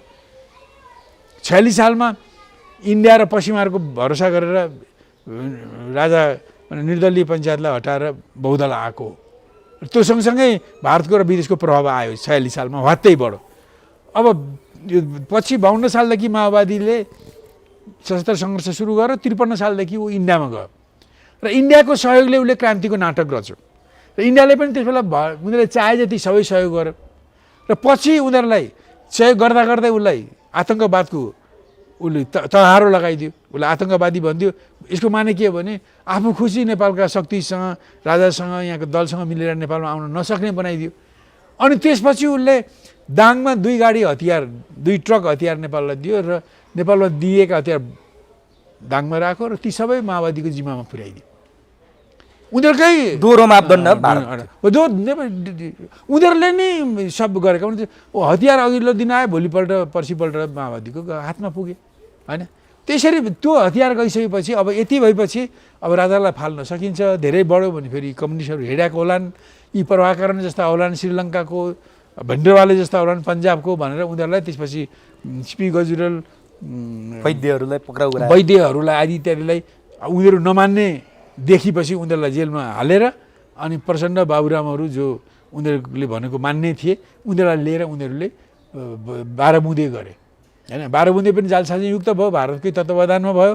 त्यहाँ उनीहरूले निरङ्कुश तन्त्र हटाउने मात्रै भनेका छन्, राजा हटाउने भनेका छैनन्, संहिताको कुरा छैन, धर्मनिष्ठाको कुरा छैन। तर पछि त्यो ल्याए राजा ज्ञानेन्द्रलाई धोका भयो। पछि 63 सालको वैशाख 10 गते पनि भारतको हस्तक्षेप भयो होइन। यहाँ कर्णसिंह आएका थिए, 8 गते फेन्तु वक्तव्य दिन लगाए अनि जनता उर्लेर आएपछि 10 गते अर्को वक्तव्य दिन लगाए उनी छन् र त्यहाँको सम्झौता पनि लागू भएन र पछि माओवादीलाई अगाडि सारेर संविधान सभाबाट जनताले नचाहे पनि कुनै एग्रिमेन्टमा नभए पनि राजालाई भारतको र युरोपियन युनियनको इन्ट्रेस्ट अनुसार राजालाई फालियो। उनीहरूकै इन्ट्रेस्ट हो। नेपालमा राजा सर्वमान्य थिए भन्ने मेरो भनाइ कतै हो। राजाको आलोचना भइरहेको थियो, विरोध भइरहेको थियो। हामी आफैले पनि 17 सालको उनको दक्षिणपन्थको राजाको दक्षिणपन्थको हामी पनि लडेर हाम्रो साथीहरू पनि शहीद भएर हामीले पनि दुःख पाउँदै आएका हौँ, जेल बस्दै आएका हौँ। हाम्रो विरोध त्यसमा त छँदै थियो, छँदैछ होइन। तर के भने त्यस्तो विरोध 65 सालको वैशाख 15 गते थिएन कि राजालाई बाह्य शक्तिको आडमा राज संस्थालाई बिदा गर्यो। माओवादीलाई अगाडि सारेर अनि त्यसपछि विभिन्न पद आदि इत्यादिमा प्रलोभित भएका डेमोक्रेटहरू त्यसमा लोभिएका अन्य माओवादी बाहेकका अन्य वामपन्थीहरू पनि मिलेर राजालाई 65 सालको जेठ 15 गते संसदको निर्णयबाट बर्खास्त गरियो र उनीलाई हटाइयो। तर वास्तवमा त्यस तहमा नेपाली जनमत थिएन। अब तपाईँ भन्नु त अघि तपाईँले भन्नुभएको थियो 1 नम्बरको राजा पृथ्वीनारायण, 2 नम्बरको महेन्द्र भन्नुभएको थियो। अब यो सङ्कट हिजो महेन्द्रले सत्तारोहण गर्दा भारतले जुन किसिमको हामीमाथि आँखा गाडेको थियो, नेपाललाई सिक्किम बनाउन खोजिरहेको थियो, भुटान बनाउन खोजिरहेको थियो, त्यो महेन्द्रले जोगाइदिए। अब यो अवस्थामा नेपाल जोगाउन के ज्ञानेन्द्र अग्रसर हुनुपर्ने र कम्युनिस्ट पार्टीका नेताहरूले भटाभट ज्ञानेन्द्रलाई खोज्दाखेरि मोहन वैद्यले सीमानुक जस्तो राज संस्था फर्काउन खोज्ने, नारायणमान बिजुक्सेले कम्युनिस्टहरूको लडाइँ राज संस्थासँग होइन सामन्तवादसँग हो भन्ने, अनि विप्लवले पृथ्वीनारायण शाहको फोटो ग्रहण गर्ने, यी कुराले र सिपी मैनालीले 75 सालदेखि नै राष्ट्रवादी शक्तिहरू एक ठाउँमा आउनुपर्छ भन्ने कुराले के सङ्केत गर्छ? के ज्ञानेन्द्र फेरि राजा भएर फर्किन खोजेका? देशमाथि जुन सङ्कट छ यो सङ्कटबाट बाँच्नको लागि देशलाई जोगाउनको निम्ति मैले अघि भने नि चारै खाले देशभक्त मैले फेरि ठ्याक्क भन्दिनँ राष्ट्रवादी होइन। अब राष्ट्रवादी देशभक्तहरू अब हरूमा को पर्छन् भन्ने कुरा समयक्रममा त्यो खुल्दै आउने होइन। वैद्यले प्रश्न भन्नुभयो सीमानुक, बिजुक्सेले प्रश्न भन्नुभयो कम्युनिस्टको लडाइँ राज संस्थासँग होइन, राजा आए पनि स्वीकार्य छ भन्न खोज्नु भएको हो उहाँले। भने सिपी मैनालीको के हो त यहाँ? कुन ठाउँमा हुनुहुन्छ? मैले त हामीले नेकपा माले सिपी मैनाली मात्रै होइन, हामीले त 75 सालको आखिरीदेखि हामीले त्यसमा भन्दै आएका हौँ कि देश आन्तरिक रूपले सङ्कटमा छ, बाह्य चरम हस्तक्षेपमा छ, देशको अस्तित्वको खतरा आइसक्यो। यस्तो स्थितिमा देशलाई जोगाउने भनेको अब अहिले कोही भने हिजो जस्तो पोलिटिकल पार्टीले कहिले भारतको सहयोग लिएर कथित डेमोक्रेसी ल्याएर हस्तक्षेप र प्रभाव ल्याए। 46 सालमा निर्दललाई हटाउनुमा भारत र पश्चिमाहरूको सहयोग ल्याउँदा निर्दल त हट्यो, तर विदेशी प्रभाव र हस्तक्षेप पनि आयो। माओवादीले इन्डियामा बसेर कथित क्रान्तिको नाटक रच्यो, पछि उसले त्यो आतङ्कवादको बिल्ला हटाएर उसलाई पिस एन्ड डेमोक्रेसीमा आउन खोज्दा भारतको भारी बोकेर भारत इन्डियामा के अरे माओवादी आउनु पर्यो र उनीहरूकै एजेन्डा अनुसारको जातीय राज्य, क्षेत्रीय राज्य, आत्मनिर्भरको अधिकार, खुकुलो नागरिकता, बहुराष्ट्रवाद, मधेसी राष्ट्रवाद, पहाडी राष्ट्रवाद, नेपाल चाहिँदैन, झन्डा चाहिँदैन, तमाम कुराहरू बोकेर आए उनीहरू। यो त सबैलाई थाहा छँदैछ होइन। त्यस कारणले गर्दा यी सबै कुराहरू बढेर अहिले ती समस्याहरू चर्किँदै आएका छन्। अहिले त ती कुराहरूले के छन् भने अब भारतले हाम्रो 412 किलोमिटर 2076 सालको कार्तिक 16 गते कब्जा गरिसक्यो। ठाडै कब्जा गर्यो। अब त्यो कुराको विरोध गरे पनि त्यहाँ अहिले बाटो बनाइरहेको छ र त्यसमा यसलाई हाम्रो जमिन हो, वार्तामा बसौँ, हाम्रो तथ्य प्रमाण हेर, यी तथ्य प्रमाणको आधार छोड भन्दा वार्ता गर्न नै तयार छैन। त्यसपछि उसको हामीप्रतिको व्यवहार झन् चर्को ननीको हुँदैछ। हिजो गोली मात्रै ठोक्थ्यो, अहिले त पानीमै डुबाएर मान्छे मार्न थालिसक्यो भारतले होइन। 72 ठाउँमा चाहिँ सीमा अतिक्रमण छ, असमान व्यवहारहरू छन्, यी जहिले पनि हामीलाई फसाउन लागिरहेको छ। भारतले यसरी हामीलाई 7 साल 46 साल 63 सालको कारणले गर्दा त्यसबेलाका डेमोक्रेटिक आन्दोलन सँगसँगै आएको भारतीय र विदेशी प्रभाव र हस्तक्षेपको कारणले गर्दा हामी कमजोर भयौँ, कब्जा भयो। त्यही कमजोर भयौँ, अमेरिकाले एमसिसी थोपर्न खोजिरहेको छ। ए बाबा, अनुदान हो भने यसको पछाडि यसरी किन लाग्नु परेको? अनुदानलाई कहीँ कसैले पार्लिमेन्टबाट पास गर्नुपर्छ, अनुमोदन गर्नुपर्छ, त्यसको लागि सम्झौता गर्नुपर्छ, यस्तो संसदले पास गर्ने होइन। यी वास्तवमा त्यो अनुदान नाम मात्रको कुरा, त्यो अनुदान होइन, त्यो उनीहरूको लगानी हो। त्यसमार्फत उनीहरूले जालसाजी बिछ्याएका छन्। जुन सम्झौता छ एमसिसीसँगको, त्यो पास भयो भने अघि नै मैले भनिसकेँ, भारतका अमेरिकाका फौज आउन सक्ने, अमेरिकाका हतियार आउन सक्ने, नेपाललाई युद्धभूमि बनाउन सक्ने, चिनको विरुद्धमा लड्न सक्ने सारा तयारी उनीहरूले गर्छन् र हाम्रो मुलुकको स्वतन्त्रता अस्तित्व समाप्त हुन्छ। त्यस कारणले गर्दा अहिले देश अत्यन्त चरम सङ्कटमा छ र यसबाट जोगिनको निम्ति नेपालीले नै उठ्नुपर्छ, अरू कसैले उठेर हुँदैन। त्यसमा पनि देशभक्त नेपालीले उठ्नुपर्छ। अनि राजा पनि आउनुपर्ने हो। अनि त्यसमध्येमा त हामीले भन्दै गयौँ राष्ट्रवादीमा पनि देशभक्त छन्। अब को देशभक्त छन्? सीमानु खोज्नुभयो, सम्भव छ? एउटा कुरा, अब यो असम्भव हुने कुरा होइन। एउटा कुरा के भने जो मान्छेहरूले देशलाई माया गर्छन् ती राजा हुन् या रङ्क हुन् होइन। जो देशलाई माया गर्छन्, देश रहोस् भन्छन्, देश रह्यो भने मात्रै देशवासी सुखी हुन सक्छन्। कम्युनिस्टको मेनिफेस्टोमा के छ? राज संस्था हुन्छ होइन। एउटा कम्युनिस्ट पार्टी मान्छ राजा। एउटा तपाईँ कस्तो बुझ्नु, अहिले हाम्रो मुख्य उद्देश्य, हाम्रो क्रान्तिको दुईटा पक्ष हुन्। एउटा राष्ट्रियता, स्वतन्त्रता, सार्वभौमिकतालाई बलियो बनाउने, यसलाई स्थापित गर्ने, यसलाई सुदृढ गर्ने। दोस्रो भनेको जनतालाई आन्तरिक शोषण उत्पीडनबाट पनि मुक्त गर्ने। अहिले त्योभन्दा ठुलो लक्ष्य भनेको गणतन्त्र हो। सुन्नुहोस् न, जनवादी गणतन्त्र। त्योभन्दा ठुलो कुरा भनेको देश हो होइन। देश सबैभन्दा, किन देश रह्यो भने न आन्तरिक शोषण उत्पीडन हटाएर देशमा जनवाद, समाजवाद, साम्यवाद आउला भोलि। त्यही कारण सबभन्दा ठुलो कुरो त देशै हो। देश नै अहिले आक्रान्त, देश नै अस्तित्वको सङ्कटमा पुगेको छ र अहिले देशलाई बचाउने काममा जो आउँछन्, अब को राजा आउँछन् आउँदैन भन्ने प्रश्नै नगर्नु, जो आउँछन् होइन। अलिकति प्रश्न भएन, यही प्रश्न हो। जो देशलाई बचाउनको निम्ति राजादेखि लिएर रङ्कसम्म, रङ्कदेखि लिएर राजासम्म जो आउँछन् देशलाई बचाउने एजेन्डामा, त्यो तन्त्र के हुन्छ? अनि ए बाबा, त्यो राजतन्त्र या गणतन्त्र? एउटा कुरा हेर्नुहोस्, यो तपाईँले के बुझ्नुहोस् भने देशलाई बचाउने अहिलेको प्राथमिक कुरा हो र यो आन्तरिक सङ्कट र बाह्य हस्तक्षेप, चर्को हस्तक्षेपबाट देशको अस्तित्व सङ्कटमा परेको हुनाले त्यसबाट देशलाई मुक्त गर्नको निम्ति यी सबै चारै खाले देशभक्त चाहिएको छ। चारै खाले देशमा कम्युनिस्टमा पनि को आउने भने त छानिन सक्छ नि। भन्नुहोस् त, सिपी मैनालीले बोलिरहेको छ, नारायण मानले बोलिरहनु भएको छ, अलिअलि वैद्यले बोल्न थाल्नुभयो। भन्नुहोस् न, बोल्न थाल्नुभयो। अब त्यसको अर्थ के हो बिस्तारै खुल्दै जाला होइन। उहाँले भर्खरै मुख उघार्नु भएको छ, ठिकै छ, बडो राम्रो कुरा हो, मैले पनि सराहना गर्छु। तर त्यसको त्यो उहाँहरूको एउटा प्रतिक्रियात्मक अभिव्यक्ति मात्रै हो कि त्यसको पछि कुनै सिद्धान्त पनि छ उहाँको? त्यो बिस्तारै आउँछ होइन, आउला। म अपेक्षा गरौँ पोजिटिभली नै अगाडि बढ्ला केही। तर यत्रो भने किरासरी कम्युनिस्ट छन् भनेर भन्ने लाख सदस्य छन् भन्ने ती मान्छेहरू अहिले पनि प्रश्न छैनन्। होइन, तपाईँले एउटा कुरा मलाई के भनिदिनु भने नि, तपाईँ भनेको कम्युनिस्ट पार्टीलाई कम्युनिस्टको बारेमा मार्क्सवाद लेनिनवाद माओवाद जे वाद छन् यी सबै वाद राम्रोसँग बुझेको, नेपालमा कम्युनिस्ट पार्टी स्थापना गर्नलाई रगत पसिना बगाएको मान्छे कम्युनिस्ट र राज संस्था सँगै जान सक्छन्।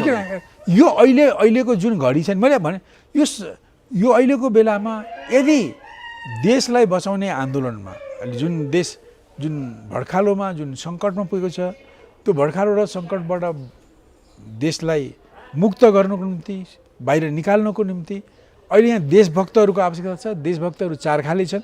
एक खाले राष्ट्रवादी देशभक्त पनि हुन्। त राष्ट्रवादी देशभक्तमा राजा पनि पर्छन्। अब त्यो राजा र कम्युनिस्ट सँगै जान्छ। यो अहिले त सबै कम्युनिस्ट वामपन्थी प्रजातन्त्रवादी राष्ट्रवादीहरू एक ठाउँमा आउनु भन्नुको माने के सँगै नजानलाई हो र? होइन, यो त के भने देश बचाउने एजेन्डा भने यो त एउटा इस्यु एमसिसीको कुरा हो। देशको स्वतन्त्रता सार्वभौमिकताको इस्युहरू छन् र एउटा विनाशको डिलमा पुगिरहेको छ। यस्तो अवस्थाबाट देशलाई फिर्ता लिनको निम्ति यसको उन्मुक्तिको निम्ति सबै खाले देशभक्तहरू, मैले फेरि पनि भने कम्युनिस्ट वामपन्थी प्रजातन्त्रवादी राष्ट्रवादी देशभक्तहरू एजेन्डाको आधारमा एक ठाउँमा हुन्छ। अब एजेन्डा भनेर फेरि पनि मैले बोल एउटा ठुलो एजेन्डा नेपालको राजनीति 2072 वर्ष लागेर विदेशमुखी भयो। कम्युनिस्टको राजनीति विदेशमुखी भयो, डेमोक्रेटको राजनीति विदेशमुखी भयो, राष्ट्रवादीको राजनीति विदेशमुखी भयो। अब यो विदेशमुखी राजनीतिलाई देशमुखी बनाउनु पर्यो। मार्क्सवाद देशमुखी हुनु पर्यो, डेमोक्रेटिक सोसलिजम देशमुखी हुनु पर्यो, राष्ट्रिय प्रजातन्त्र देशमुखी हुनु पर्यो, देशमुखी हुनु पर्यो। भनेपछि तपाईँले भनेका सबै शक्तिहरू त्यहाँ अट्नु पर्यो। होइन, को जो देशमुखी छन् उनीहरू अट्छन्, जो हुँदैनन् त उनीहरू गए। अब जो विदेशमुखी हुन्छन् उनीहरूलाई कसले उनीहरूको पछि दौडेर जान्छ। त्यसमै मलाई भनिदिनुहोस्, तपाईँले अघि एउटा कुरा भन्नुभएको थियो, वैद्यले मुख खोल्नुभयो, यसको अर्थ अरू पनि हुन सक्ला, उहाँले किन बोल्नुभयो भन्नुभयो। होइन, यो उहाँको अहिले देशमा गणतन्त्र आएपछि जुन ढङ्गको रत्तेउली मचिएको छ, जुन ढङ्गको भैलो भयो, लुटतन्त्र भयो, भाँडतन्त्र भयो, देशकै अस्तित्व समाप्त हुने भयो भनेर वैद्यजीले देख्नुभयो। यसको प्रतिक्रियाको रूपमा के भन्नु भने यसरी देश सिद्धिनुभन्दा त बरु सिङ्गानुक जस्तो भएर राजा आयो भने पनि त हुन्थ्यो नि। एउटै राजा त हुन्थ्यो, कमसेकम यी 500-5000 राजा त हुने थिएनन्। हो, यो ढङ्गले उहाँले यो उहाँको प्रतिक्रिया हो। अब तपाईँ सहमत हुनुहुन्छ यो विषयमा? होइन, यो कुरा उहाँको जसरी मैले 75 सालदेखि 4 खाले देशभक्त एक ठाउँमा आउनु, मैले त 75 सालको आखिरदेखि भन्दै आएको। अहिले आउनुभयो अनि अहिले उहाँ भन्दै हुनुहुन्छ कि देशभक्त भएर आउँछन् भने राजा पनि आएदेखि हुन्थ्यो भन्ने उहाँको अभिव्यक्ति हो। होइन, उहाँ त सुनियो नि त, देश त जोगिन्थ्यो, देश जोगाउनु पर्यो। देश जोगाउने पहिलो कुरो, देश जोगियो नै भोलि जनवाद आउँछ, समाजवाद आउला, साम्यवाद आउला, तपाईँ हामी स्वतन्त्र हौँला, नेपाली भएर हिँड्न सकौँला। होइन, त्यस कारणले अहिलेका प्रचण्ड देउबा ओलीबाट देश जोगिने सम्भावना तपाईँ देख्नुहुन्न? देखिएन नि त, अहिले देखिएन। अब उनीहरूले गल्ती महसुस गरेर आफ्नो बाटो सच्याएर उनीहरू फर्किए भने बेग्लै कुरा हो। तर केपी ओलीले हिजो एमसिसीको पक्षी धुरन्धर भएर लागेकै हुन्। होइन, अहिले पनि माधव प्रचण्डहरू अझै एमसिसीको पक्षमा उनी कति डटेर आउने हुन् भन्ने कुरा अझै छैन। यद्यपि देउबाभन्दा उनीहरू बेटर छन्, देउबाभन्दा बेटर देखिन्छन्। होइन, तर उनीहरूबाट देश जोगिने सम्भावना तपाईँ तर अरू धेरै कुरामा उनीहरू चुकिसकेका छन्। तर यही एउटा ठुलो अहिलेको कुरामा उनीहरू अब अलिक देउबाभन्दा बेटर तर खुलस्त भइसकेका छैन। तर के लाउँछन् मान्छेहरूले भने जनमत नभएका कम्युनिस्ट पार्टीका नेताहरूले राज संस्थाको वकालत गर्न थाले। नारायणमान विजुच्छे, मोहन वैद्य, सिपी मैनाली, तपाईँले त पहिलेदेखि नै राज संस्थाको पक्षमा बोल्ने भनेर मान्छेहरूले चिन्छन्। अब आरोप चाहिँ के लाउन थाले भने उनीहरूसँग जनमत छैन र त्यता डाइभर्ट भयो। एउटा कुरा के हो भने एउटा कुरो साँचो हो कि 70-72 वर्ष लगाएर 2007 सालदेखि बाह्य हस्तक्षेपकारी शक्तिहरूले, इन्डिया, युरोप र अमेरिकनहरूले नेपालका पोलिटिकल बुद्धिजीवीहरू, जेनरल बुद्धिजीवीहरू, नेपालका पोलिटिकल पार्टीहरू जुन रङका भए पनि नेपालका राजनीतिक नेताहरूलाई विदेशीहरूको स्वार्थमा यिनका सिद्धान्तहरू, मार्क्सवादलाई, डेमोक्रेटिक सोसियलिजमलाई, राष्ट्रिय प्रजातन्त्रलाई उनीहरूको हित, उनीहरूको अनुकूल हुने गरी व्याख्या गर्न तालिम दिए। अहिले त यसरी तालिम दिए जस्तो अहिले भनौँ न, यो असार 28 गतेको सर्वोच्चको राजनीतिक निर्णयपछि होइन जुन गठबन्धनको सरकारमा पुगेको छ, यी सबै विदेशमुखी राजनीतिलाई सपोर्ट गर्ने मान्छेहरू हुन्। यो एमसिसी मात्रै छैन, अरू पनि धेरै कुराहरू छन् नि त त्यसमा। होइन, धेरै कुराहरूमा त यी गठबन्धनका मान्छेहरू त्यसलाई सपोर्ट गर्छन्। अब यो राष्ट्रिय जनमोर्चा किन गयो मलाई थाहा छैन। होइन, ऊ त्यो इन्डो पश्चिमा राजनीतिको गठबन्धनमा किन सामेल छ, न भित्री कुरा मिल्छ र गएको हुन्, न झुकेर गएका हुन् होइन, न उनीहरूले हामी चाहिँ झुकेको हो भनेर ठानिरहेका छन् होइन, के हो मलाई थाहा छैन। तर अरू त तिनीहरूको प्रष्टै त्यो इन्ट्रेस्ट देखियो होइन, इन्डो पश्चिमा राजनीतिमै आएको छ। अहिले इन्डो पश्चिमा राजनीति यो 70-72 वर्षमा देशमा व्याप्त छ। यहाँ कि सत्तासीन शक्ति पनि इन्डो पश्चिमा छ। अब त्यसको नेता, सत्तासीन राजनीतिको नेता प्रधानमन्त्री त 24 घन्टामा 1, 2, 3 चोटि एमसिसीको बारेमा जपना नगरेको हुँदैन उहाँको, त्यो पक्षमै लागिरहनु भएको छ। भनेपछि त्यस्तो नेताको गठबन्धनमा रहेका त्यसका धुरन्धर सदस्यहरू होइन, उस्तै सहयोद्धा सदस्यहरू, सहकर्मी सदस्यहरू कति देउबाभन्दा भिन्न हुन सक्ने हुन् भन्ने त नेपाली जनतालाई प्रश्न छ नि त, शङ्का छ नि त। त्यसकारण उनीहरूभन्दा देउबाभन्दा केही फरक त अवश्य हुन्, तर धेरै कुरामा सालनाल देउबाको राजनीतिसँग जोडिएको छ, माधवको प्रचण्डको पनि होइन। एमसिसीमा मात्रै होइन, अरू धेरै कुरामा जोडिएको छ यिनीहरूको सालनाल होइन। यो बारेमा सबैले देखेका छौँ। अब यो त्यहाँ धेरै नभनौँ, उनीहरू अब यो देशव्यापी रूपमा जनताको विरोधलाई देखेर उनीहरूले आफ्ना गल्ती कमजोरीलाई स्वीकार गरेर आफूलाई सच्याउँदै आउन सक्छन् कि सक्दैनन्, त्यो ठाउँ त छ, आउने ठाउँ त छ, तर कति सहजै आउँछन् भन्न सकिन्न, अथवा आउँदैनन् त्यो पनि भन्न सकिन्न होइन।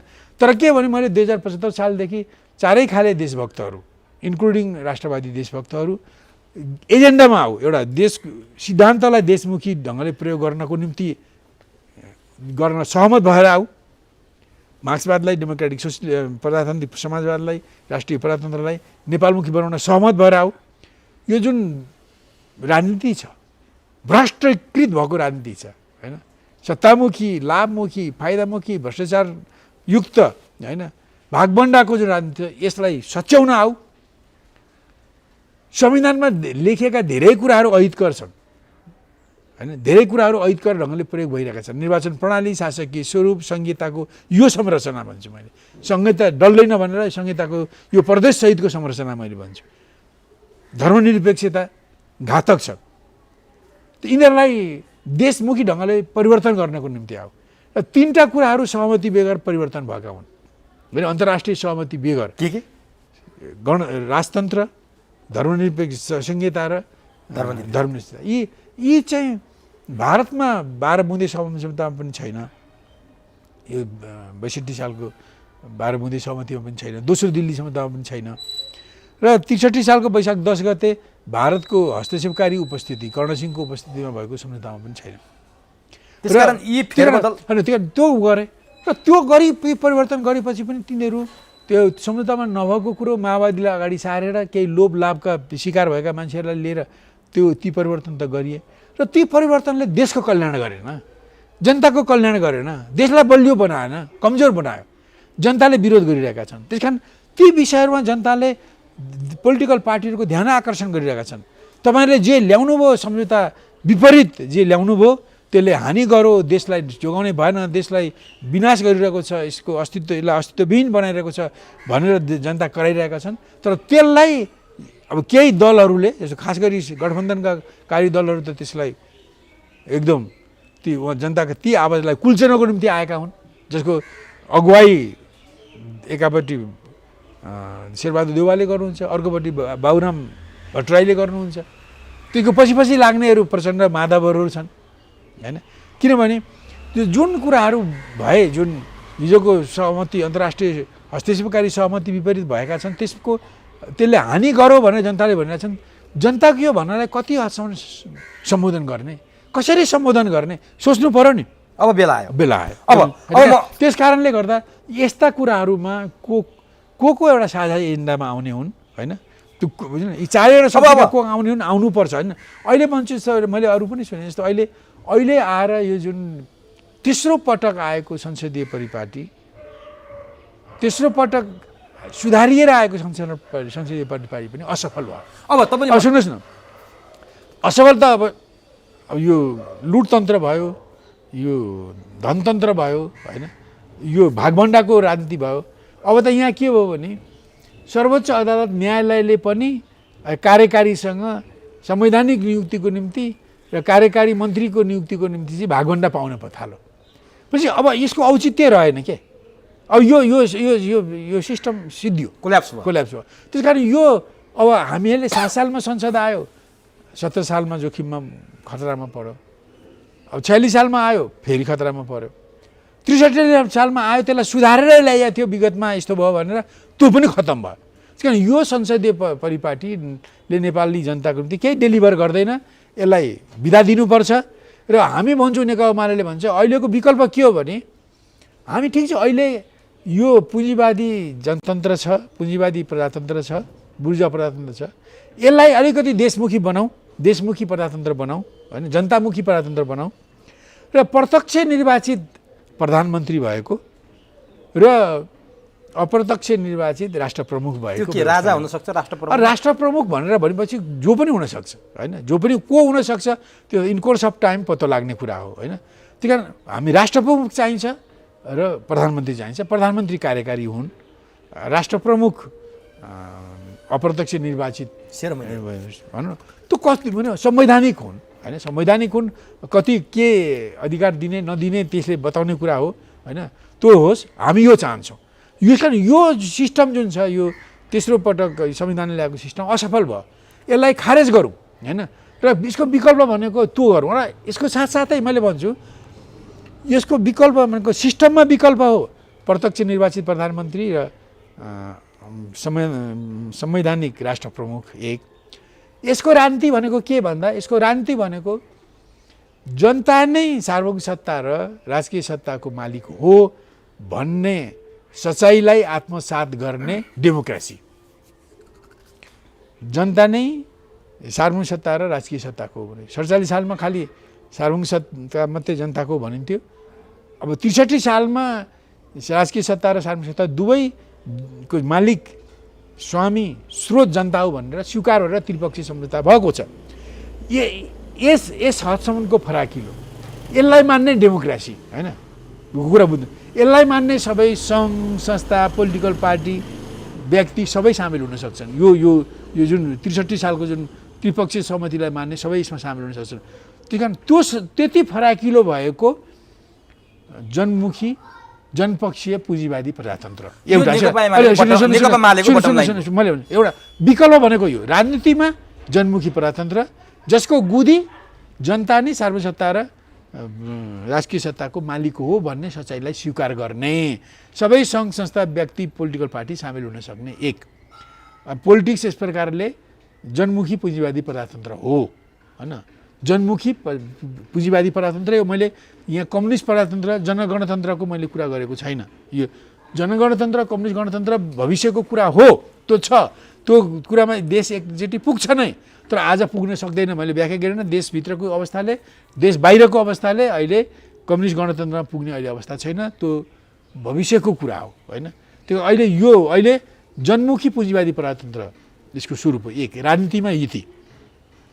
अब यसमा यसको सिस्टममा मैले भने अब यो चुनाव प्रणाली परिवर्तन गर्नु, यति गरेपछि चुनाव प्रणाली पूर्ण समानुपातिक बनाऊ र त्यहाँ उम्मेदवारहरूको दोहोरो चुनाव होस्, एउटा पार्टीले चुनाव गरोस्, यो पार्टीको अफिसमा बसेर निर्णय गर्ने होइन, पार्टीका निश्चित आन्तरिक चुनावबाट समानुपातिक उम्मेदवारहरू निर्वाचन आयोगले छुट्याएका क्याटेगोरी अनुसारका उम्मेदवारहरू पार्टीले चुनोस् र समानुपातिक निर्वाचनबाट उनीहरू चुनिउन् होइन। र समानुपातिक निर्वाचनमा यो कुनै थ्रेसहोल्ड रहँदैन होइन, यो त्यसभित्र रहेको इनबिल्ट थ्रेसहोल्ड नै रहन्छ। त्यसमा इनबिल्ट थ्रेसहोल्ड रहन्छ, जुन समानुपातिक चुनावमा इनबिल्ट त्यसैमा थ्रेसहोल्ड रहन्छ, कृत्रिम थ्रेसहोल्ड रहँदैन एक। दोस्रो कुरो सांसदहरू थोरै बनाऊ, थोरै सांसद भएको थोरै, किनभने सांसदहरू 100-150 सांसद बनाऊ र अब सांसदहरूलाई सरकारमा नपठाउँ, सांसदहरूलाई सरकार मन्त्री बन्दैनन्, सांसदहरूको काम सरकारलाई बजेट दिने, बजेट पास गर्ने, अब कानुन संशोधन गर्ने, कानुन बनाउने, संविधान संशोधन गर्ने, संविधान बनाउने, त्यस प्रकार र सरकारको वाचडगको सरकारलाई निगरानी गर्ने, यति मात्रै उनीहरूको काम हो। उनीहरू वास्तवमा लेजिस्लेचर हुन्, उनीहरूलाई कार्यकारी बनाउनु हुँदैन। कार्यकारी बनायो कि भ्रष्टाचार रोक्नै सकिँदैन। भ्रष्टाचार रोक्नको निम्ति र चुनावलाई सहज बनाउनको निम्ति चुनाव प्रणाली फेरबदल गर्नै पर्छ। संसदको सङ्ख्या 100-150 भित्र राख्नुपर्छ। सांसदहरू हुँदैन र मन्त्री कसलाई बनाउनु, हरेक दलले आफ्ना विशेषज्ञहरूको टोली बनाओस् र त्यसलाई कानुनले आबद्ध गरेको विशेषज्ञको टोली बनाउन् र तिनीहरूबाट विशेषज्ञहरूको सरकार बनाउँछ पार्टीहरूले, होइन? जुन पार्टीले बहुमत ल्याउला अथवा जसको होइन, जसको जुन पार्टीको प्रधानमन्त्री होला, होइन, उस पार्टीले आफ्नो विशेषज्ञहरूबाट सरकार चलाउँछ। यो तेस्रो कुरा के गर्ने, यो सङ्घीय प्रणाली राख्ने नै हो भने पनि, होइन, ठिक छ सङ्घीयता आयो र राख्ने हो भने यो सङ्घीयता, यो प्रदेश चाहिँ सबभन्दा खराब कुरा हो। प्रदेशले गर्दा यो 2-3 वर्षमा 2-3 खरब ऋण लिइसक्यो। यसलाई हामी यो खर्चालु सेतो हात्ती भयो, यसलाई पाल्न सक्दैनौँ, होइन? यो आउँदा 8 जना प्रधानमन्त्री, 8 जना राष्ट्रपति, 8 जना सभामुख, 800 जना सांसद, 200 जना मन्त्री, उनीहरूका विभाग घोडा गाडी गर्दा खरबौँको खर्च त्यहाँ हुन्छ र यो ठिक जरुरी छैन। त्यही कारण यसलाई हामीले खारेज गरिदिउँ र केन्द्रमा सङ्घीय सरकार रहन्छ, प्रदेश सरकारको केही अधिकार केन्द्र सरकारलाई दिउँ, केही अधिकार जिल्ला सरकार दिउँ र जिल्लामा कार्यकारी सरकार राखौँ। अहिले समन्वय छ, त्यसलाई जिल्लालाई कार्यकारी सरकार बनाऊँ र पालिका सरकार राखौँ। पालिका सरकारमा गाउँपालिकालाई सुधार गरौँ। यो जुन गाउँपालिकामा नगर बन्ने पूर्वाधारै छैनन्, तिनीहरूलाई नगरपालिका विदेशी पैसा खानको निम्ति जो घोषणा गर्यो त्यसलाई खारेज गरौँ। पुरा नगरपालिकाको पूर्वाधारलाई पहिले तोकौँ, त्यो पूर्वाधार नपुर्याउने नगरपालिकालाई गाउँपालिका बनाऊ र गाउँपालिकालाई सानो बनाऊ। यो साह्रै ठुलो भयो। सानो गाउँपालिका बनाऊ, बरु 763-53 छ, तिनीहरू 10-1200 भए केही फरक पर्दैन। सानो बनाऊ र यस प्रकारले पालिका तहको सरकार, जिल्ला तहको सरकार, केन्द्रको सङ्घीय सरकार बनाउँ र अब यो बेसिक फेडरलिजम हो। सङ्घीयताको शर्त के हो भने सङ्घीयतामा विभिन्न तहमा सरकार हुन्छन् र त्यहाँ प्रभुसत्ता सार्वजनिक सत्ता बाँडिएको हुन्छ। यहाँ केन्द्रमा, जिल्लामा र पालिकामा बाँडिन्छ। एक। दोस्रो, सङ्घीयताको दोस्रो चरित्र के हो भने सङ्घीय सरकारहरूले, सङ्घीयतामा रहेका सरकारहरूले, सङ्घीय जिल्ला र पालिका सरकारहरूले सरकारबाट होइन संविधानबाट अधिकार पाउँछन्। अधिकार डिभल्भ हुन्छ, होइन? त्यो कानुनबाट दिने होइन, संविधानबाटै अधिकारको वितरण हुन्छ, अधिकार सूचीबाट वितरण हुन्छ। यी दुईटा शर्तहरू पुरा गर्ने हुनाले त्यो सङ्घीयतै हो, तर त्यो आधारभूत सङ्घीयता हो, नेपाल सुहाउँदो सङ्घीयता हो, नेकपा मालेको बटम होइन, हामीले दिएको विकल्प, होइन? यस्तो सिस्टममा यो परिवर्तन गरौँ र सिस्टममा अरू जति पनि संविधानमा काम नलाग्ने कुराहरू छन्, अहिले लागू नहुने कुराहरू छन्, ती कुरालाई पनि खारेज गरौँ। जे कुराहरू लागू हुने छन् त्यसलाई लागू गरौँ। समानता समावेशीकरणलाई लागू गर्ने। अब म अन्तिममा त्यही कारण अहिलेको विकल्प त्यस कारण के हो भने अहिले यो सबभन्दा पहिले त यो विदेशको जुन हस्तक्षेप र देशको स्वतन्त्रतामाथि आघात छ, यसलाई रोकौँ र देशको स्वतन्त्रता सार्वभौमिकता सुदृढ गरौँ र दोस्रो कुरो सिस्टम बदलौँ र यसलाई प्रत्यक्ष निर्वाचित कार्यकारी प्रमुख भएको, प्रधानमन्त्री भएको र संवैधानिक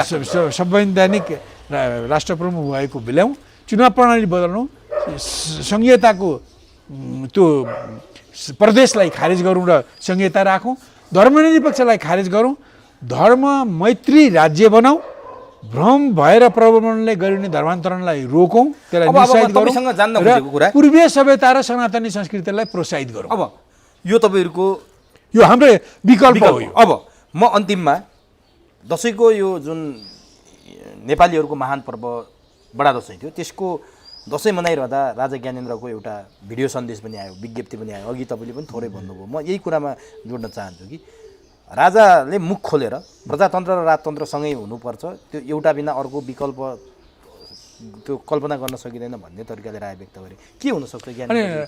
राजाले यसचोटि दिनुभएको जुन शुभकामना सन्देश छ, होइन, त्यसमा धेरै कुराहरू छन्। मानिसले खालि एउटै कुराको मात्रै विवाद गरेका छन्, कसैले विरोध गर्न सकेका छैन। एउटा कुराको एउटा पाटोको मात्रै विरोध गरेका छन् अथवा विवाद चलाएका छन्। एउटा राजाले त्यही पाटोलाई म भन्छु, त्यही एउटा मूल कुरालाई म भन्छु, प्रजातन्त्र बेगरको राजतन्त्र पनि चल्दो रहन्छ। यो त राजा ज्ञानेन्द्रको आफ्नो अनुभूति भयो नि, होइन, आफ्नो रियलाइजेसन भयो नि, एक किसिमले आत्मालोचना पनि माने हुन्छ नि, भयो नि। अर्को बाटो के छ भने राजतन्त्र राज संस्था बेगरको प्रजातन्त्र पनि चल्दो रहन्छ। यसमै मात्रै मान्छेले बहस गरिरहेका छन्। यी बाहेक होइन, यो बहस त चल्ने नै भयो, स्वाभाविक छ कि बहस चल्छ, बाधे जायते तत्त्वबोध होइन। अहिले त हामीले त के भने देश जोगाउनको निम्ति र नेपालमुखी राजनीतिलाई अघि बढाउनको निम्ति, भ्रष्टाचार मुक्त मूल्य मान्यता सहितको राजनीति बढाउनको निम्ति होइन, चारै खाले देशभक्त राष्ट्रवादी देशभक्त पनि चाहिन्छ भनेका छौँ। त्यसभित्र राजा पनि पर्ने कुरा भयो होइन। राजा आउने नआउने त्यो कुरा समय परिस्थितिले निर्णय गर्ने कुरा हो होइन। त्यो मैले निर्णय गर्ने कुरा होइन, जनताले, आन्दोलनले, आवश्यकताले निर्णय गर्ने कुरा हो होइन। तर एउटा कुरा के छ भने राजाले जति पनि कुरा उठाउनु भएको छ सबका सब ठिकै कुरा उठाउनु भएको छ, ठिकै ढङ्गले उठाउनु भएको छ। भ्रष्टाचारको विरोध छ, भागभण्डाको विरोध छ, देश भ्रष्ट भएको कुराको विरोध छ होइन, प्राचीन गर्व र गुमान बिर्सेको छोडेको कुराको विरोध छ। सबै कुराहरू जुन व्यथिति देशमा भरमार छ होइन, मानिसहरू जुन बेरोजगारी यसको सन्देश र सङ्केत के हुन सक्छ? यो अब त्यो देशमा समाजमा छलफल हुँदै जाला। तर एउटा कुरा के भने खालि त्यो एउटा कुरा मात्रै, मूल कुराको एउटा पाटो राम्रो कुरा भन्छन्, त्यसमा कसैले मुख खोला छैन, मैले खोलेँ कि राजाको आत्मानुभूति सकारात्मक छ। राजाले पनि के महसुस गर्नुभयो भने प्रजातन्त्र बेगर राजतन्त्र पनि चल्दो रहन्छ। हिजो पनि चलेन, हिजो नचलेको एउटा कारण त्यो पनि हो भन्ने राजाले पनि बुझ्नु भएछ भनेर मैले पनि बुझेँ नि त। यो त राम्रै कुरा हो होइन, अरूले चाहिँ यो कुरा छोएका छैनन्। अर्कोमा बहस चलिरहेको छ, चल्न दिनुहोस्, 2-4 दिन चलिरहोस् होइन। तर एउटा कुरा अरू जति पनि कुरा छन्, एउटा नागरिकको हैसियतले राजाले अब त 2065 सालको वैशाख 15 गतेपछि त राजा त नागरिक भएका छन्। अब राजाले भन्छ म बेग्लै जिम्मेवारीमा छु भन्नुभएको छ, त्यही जिम्मेवारी भनेको नागरिकको जिम्मेवारी छ अहिले होइन। नागरिकको हैसियतले राजाले भनेको कुरा अरू कुरा त एकदमै सठिक छन् होइन। मैले सिपी मैनालीले पनि भनेको त्यही हो, मोहन वैद्यले भनेका कुरा पनि मोटामोटी तिनै हुन्, नारायण विजुक्सले भनेका पनि मोटामोटी कुराहरू तिनै हुन्। अरू दलका पनि अरू कयौँ मानिसले पनि कल्पिरहेका मनमा नै भित्रभित्रै भनिरहेका कुरा पनि तिनै हुन्, हेर्नुहोस् होइन, आएका छन्। त्यस ती कुराहरू त सठिकै कुराहरू छन्, ठिकै कुराहरू छन्। अब जसरी म एउटा कम्युनिस्टलाई देश बचाउने चिन्ता राख्न र देश बचाउने उपायहरू राख्न मलाई अधिकार छ भने नागरिक बनेको राजालाई पनि त्यो अधिकार छ। त्यसो भए तपाईँले मलाई अब अन्तिममा के भनिदिनुहोस् भने जसरी जनगणतन्त्रको लागि 10 वर्ष जनयुद्ध गरे, 17,000 मान्छेको कत्लेआम भयो, त्यहाँ मोहन वैद्य पनि माथिल्नै पोस्टमा हुनुहुन्थ्यो। विप्लव पनि त्यति बेलाको चल्ता पुर्दा युवाको नेता हुनुहुन्थ्यो, उहाँले पृथ्वीनारायण शाहको फ्रेम ग्रहण गर्नुभयो, त्यसले पनि एउटा सन्देश दिइरहेछ।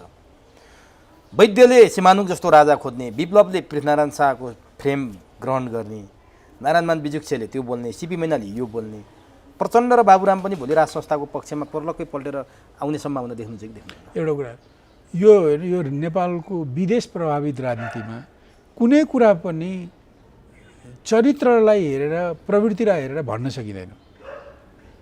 अब कहिले कहिले नझुल्किने दिशामा पनि घाम झुल्किदिन्छ यहाँ, कहिले कहिले नहुने गोरु पनि ब्याउने काम हुन्छ यहाँ विदेश प्रभावित राजनीति भएको ठाउँमा। त्यस कारण म कसैको कुरा छ, तपाईँले मोहन वैद्यजीले जे भन्नुभयो मैले पनि सुने। अब त्यो कम्तीमा पनि सकारात्मक अभिव्यक्ति हो।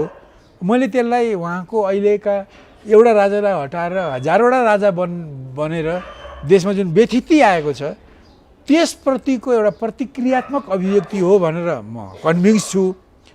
अब त्यसका कुनै राजनीतिक सैद्धान्तिक आधार छन् छैनन् यो उहाँसँगै सोध्नुहोस् होइन, यो उहाँसँगै सोध्नुहोस्। किनभने त्यो प्रतिक्रियात्मक अभिव्यक्ति हो तर त्यो सकारात्मकै अभिव्यक्ति हो होइन। उहाँले हिजोको एउटा रूढताबाट, हिजोको एउटा सङ्कीर्णताबाट बाहिर निस्किने, चिन्तन बाहिर निस्किने एउटा झिल्कोसम्म हो मात्रै भन्छु मैले, यहाँभन्दा बढी भन्न मलाई अधिकार पनि छैन। उहाँ सक्रिय हुनुहुन्छ, उहाँसँगै भेटेर त्यसको सिद्धान्त र राजनीति के हो बुझ्नु होला होइन। एउटा कुरा अब नारायणमानजी अलिक त्योभन्दा पनि अलिक बढी खुलेर आउनुभएको छ। उहाँका कुराहरू केही अरू बढी बुझिन्छन्, तर पनि अरू निहितार्थ के हुनु उहाँसँगै बुझ्नु। तर प्रचण्ड बाबुरामलाई कहिलेकाहीँ गोरु ब्याउन सक्छ भनेर तपाईँले उदाहरण दिनुभयो, तर बाबुराम भट्टराई राजाको नाम राज संस्था भन्दा बित्तिकै चार हात बुरुक बुरुक उफ्रिने मान्छे। अब विप्लवको कुरा पनि उहाँले अब त्यो तपाईँले जुन पृथ्वीनारायण शाहको तस्बिर उहाँलाई नेपालको लागि नेपाली पार्टीका वरिष्ठ उपाध्यक्षले प्रस्तुत गर्दा म पनि त्यहीँ थिएँ, मैले पनि देखेँ। अब उहाँले ग्रहण गर्नुभयो, त्यो स्वाभाविकै कुरा हो। त्यसबाट कति अर्थ निक्लिन्छ भन्ने कुरा उहाँकै मुखबाट सुन्नुहोस्।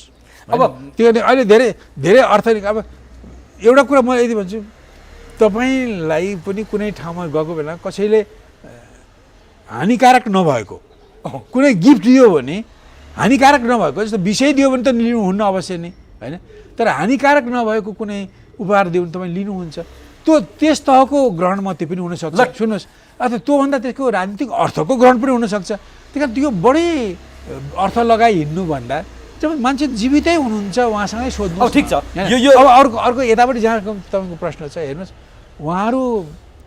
उहाँहरू अनप्रेडिक्टेबल मानिसहरू हो होइन। उहाँहरूको राजनीति उहाँहरूबाट मात्रै तय हुँदैन होइन, र उहाँहरूको राजनीति उहाँहरूको सिद्धान्तबाट तय हुँदैन।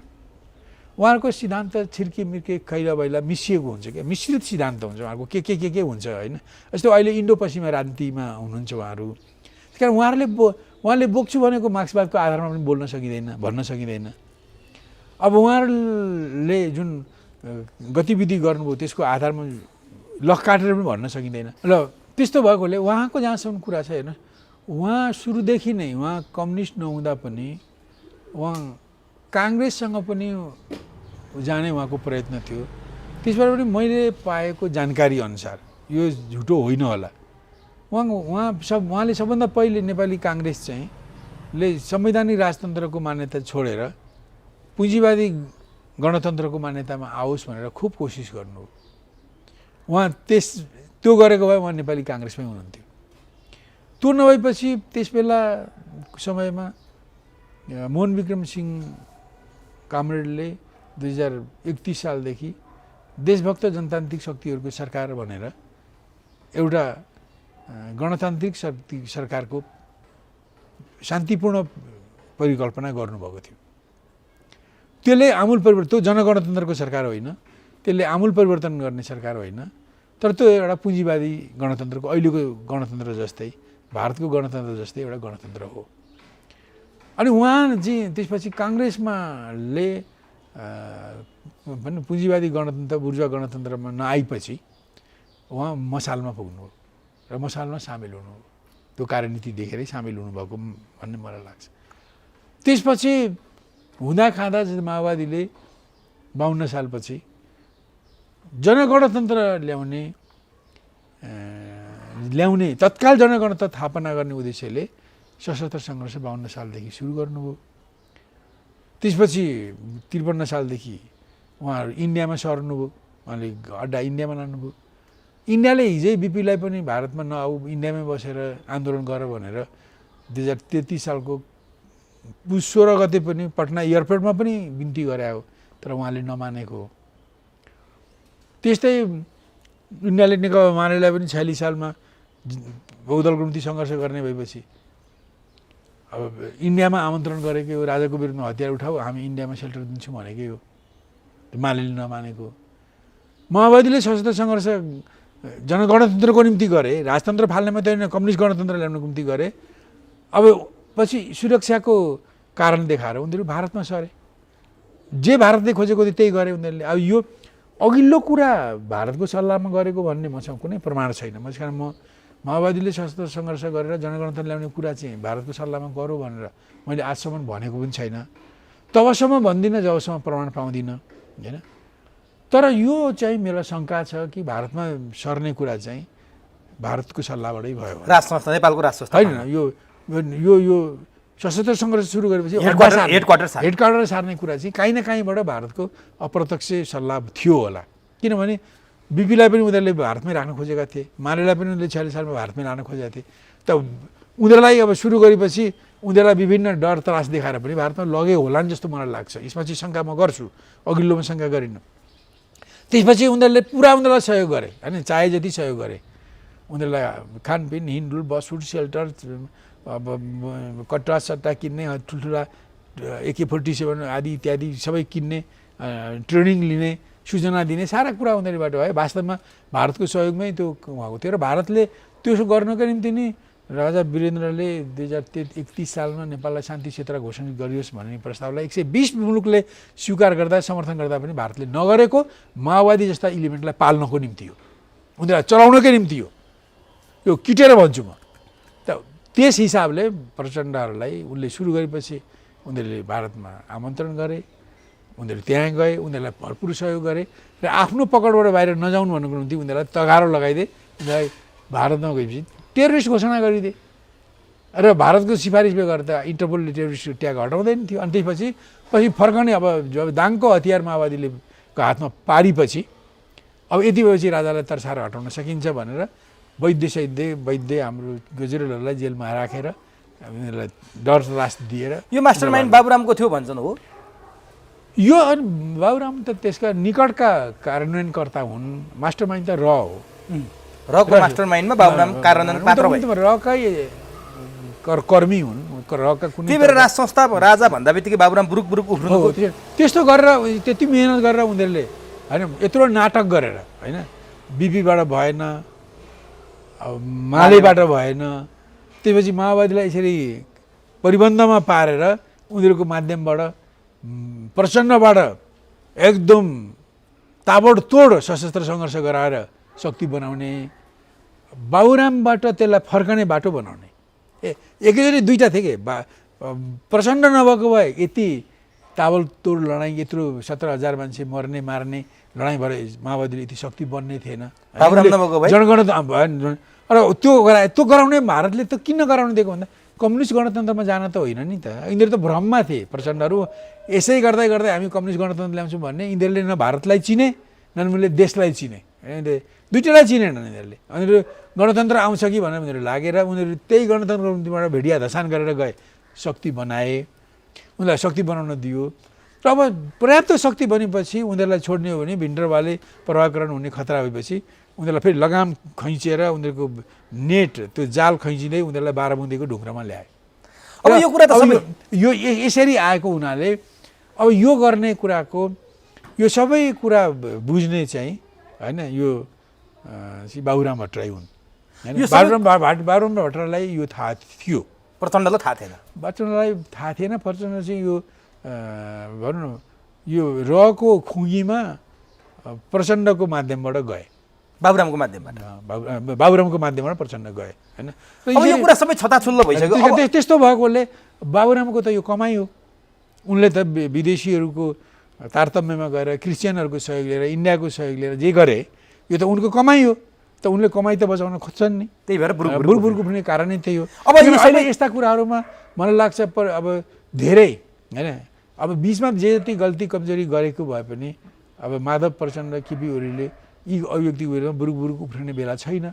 उनीहरूले पनि सोच्ने बेला हो देश डुबिसक्यो, देश पठाउने हो भने सबै खाले शक्ति मिल्नु पर्यो। अब मिल्दा को के हुने हो भने भविष्यले तय गर्ने कुरा हो, तर मिल्न जरुरी भइसक्यो, बहुत जरुरी छ। त्यस कारण हामीले 75 सालदेखि यो कुरा गर्दै आएको। मैले जे भने मेरो पछाडि सिद्धान्त पनि छ, त्यो सिद्धान्त मार्क्सवादी सिद्धान्त नै हो। मेरो पछाडि राजनीति पनि छ, त्यो मेरो मार्क्सवादी राजनीति हो। यी दुइटै मार्क्सवाद र दुइटै राजनीति दुइटै देशभक्तिपूर्ण छन्। देशभक्तिपूर्ण मार्क्सवाद र देशभक्तिपूर्ण राजनीतिकै आधारमा मैले यो कुरा गरिरहेको छु। मेरा यी भनाइहरू चाहिँ यो स्वास्थ निस्किएका प्रतिक्रिया मात्रै होइन। खास समय दिनुभयो, अत्यन्तै महत्त्वपूर्ण भनाइ राखिदिनु भयो। जुन भनाइले दूरगामी महत्त्व राख्ने कुरा हामी अपेक्षा गर्न सक्छौँ। आम जनताका लागि यो अत्यन्तै फलदायी हुन सक्ने अपेक्षा पनि राख्छौँ। यसका लागि तपाईँलाई धन्यवाद।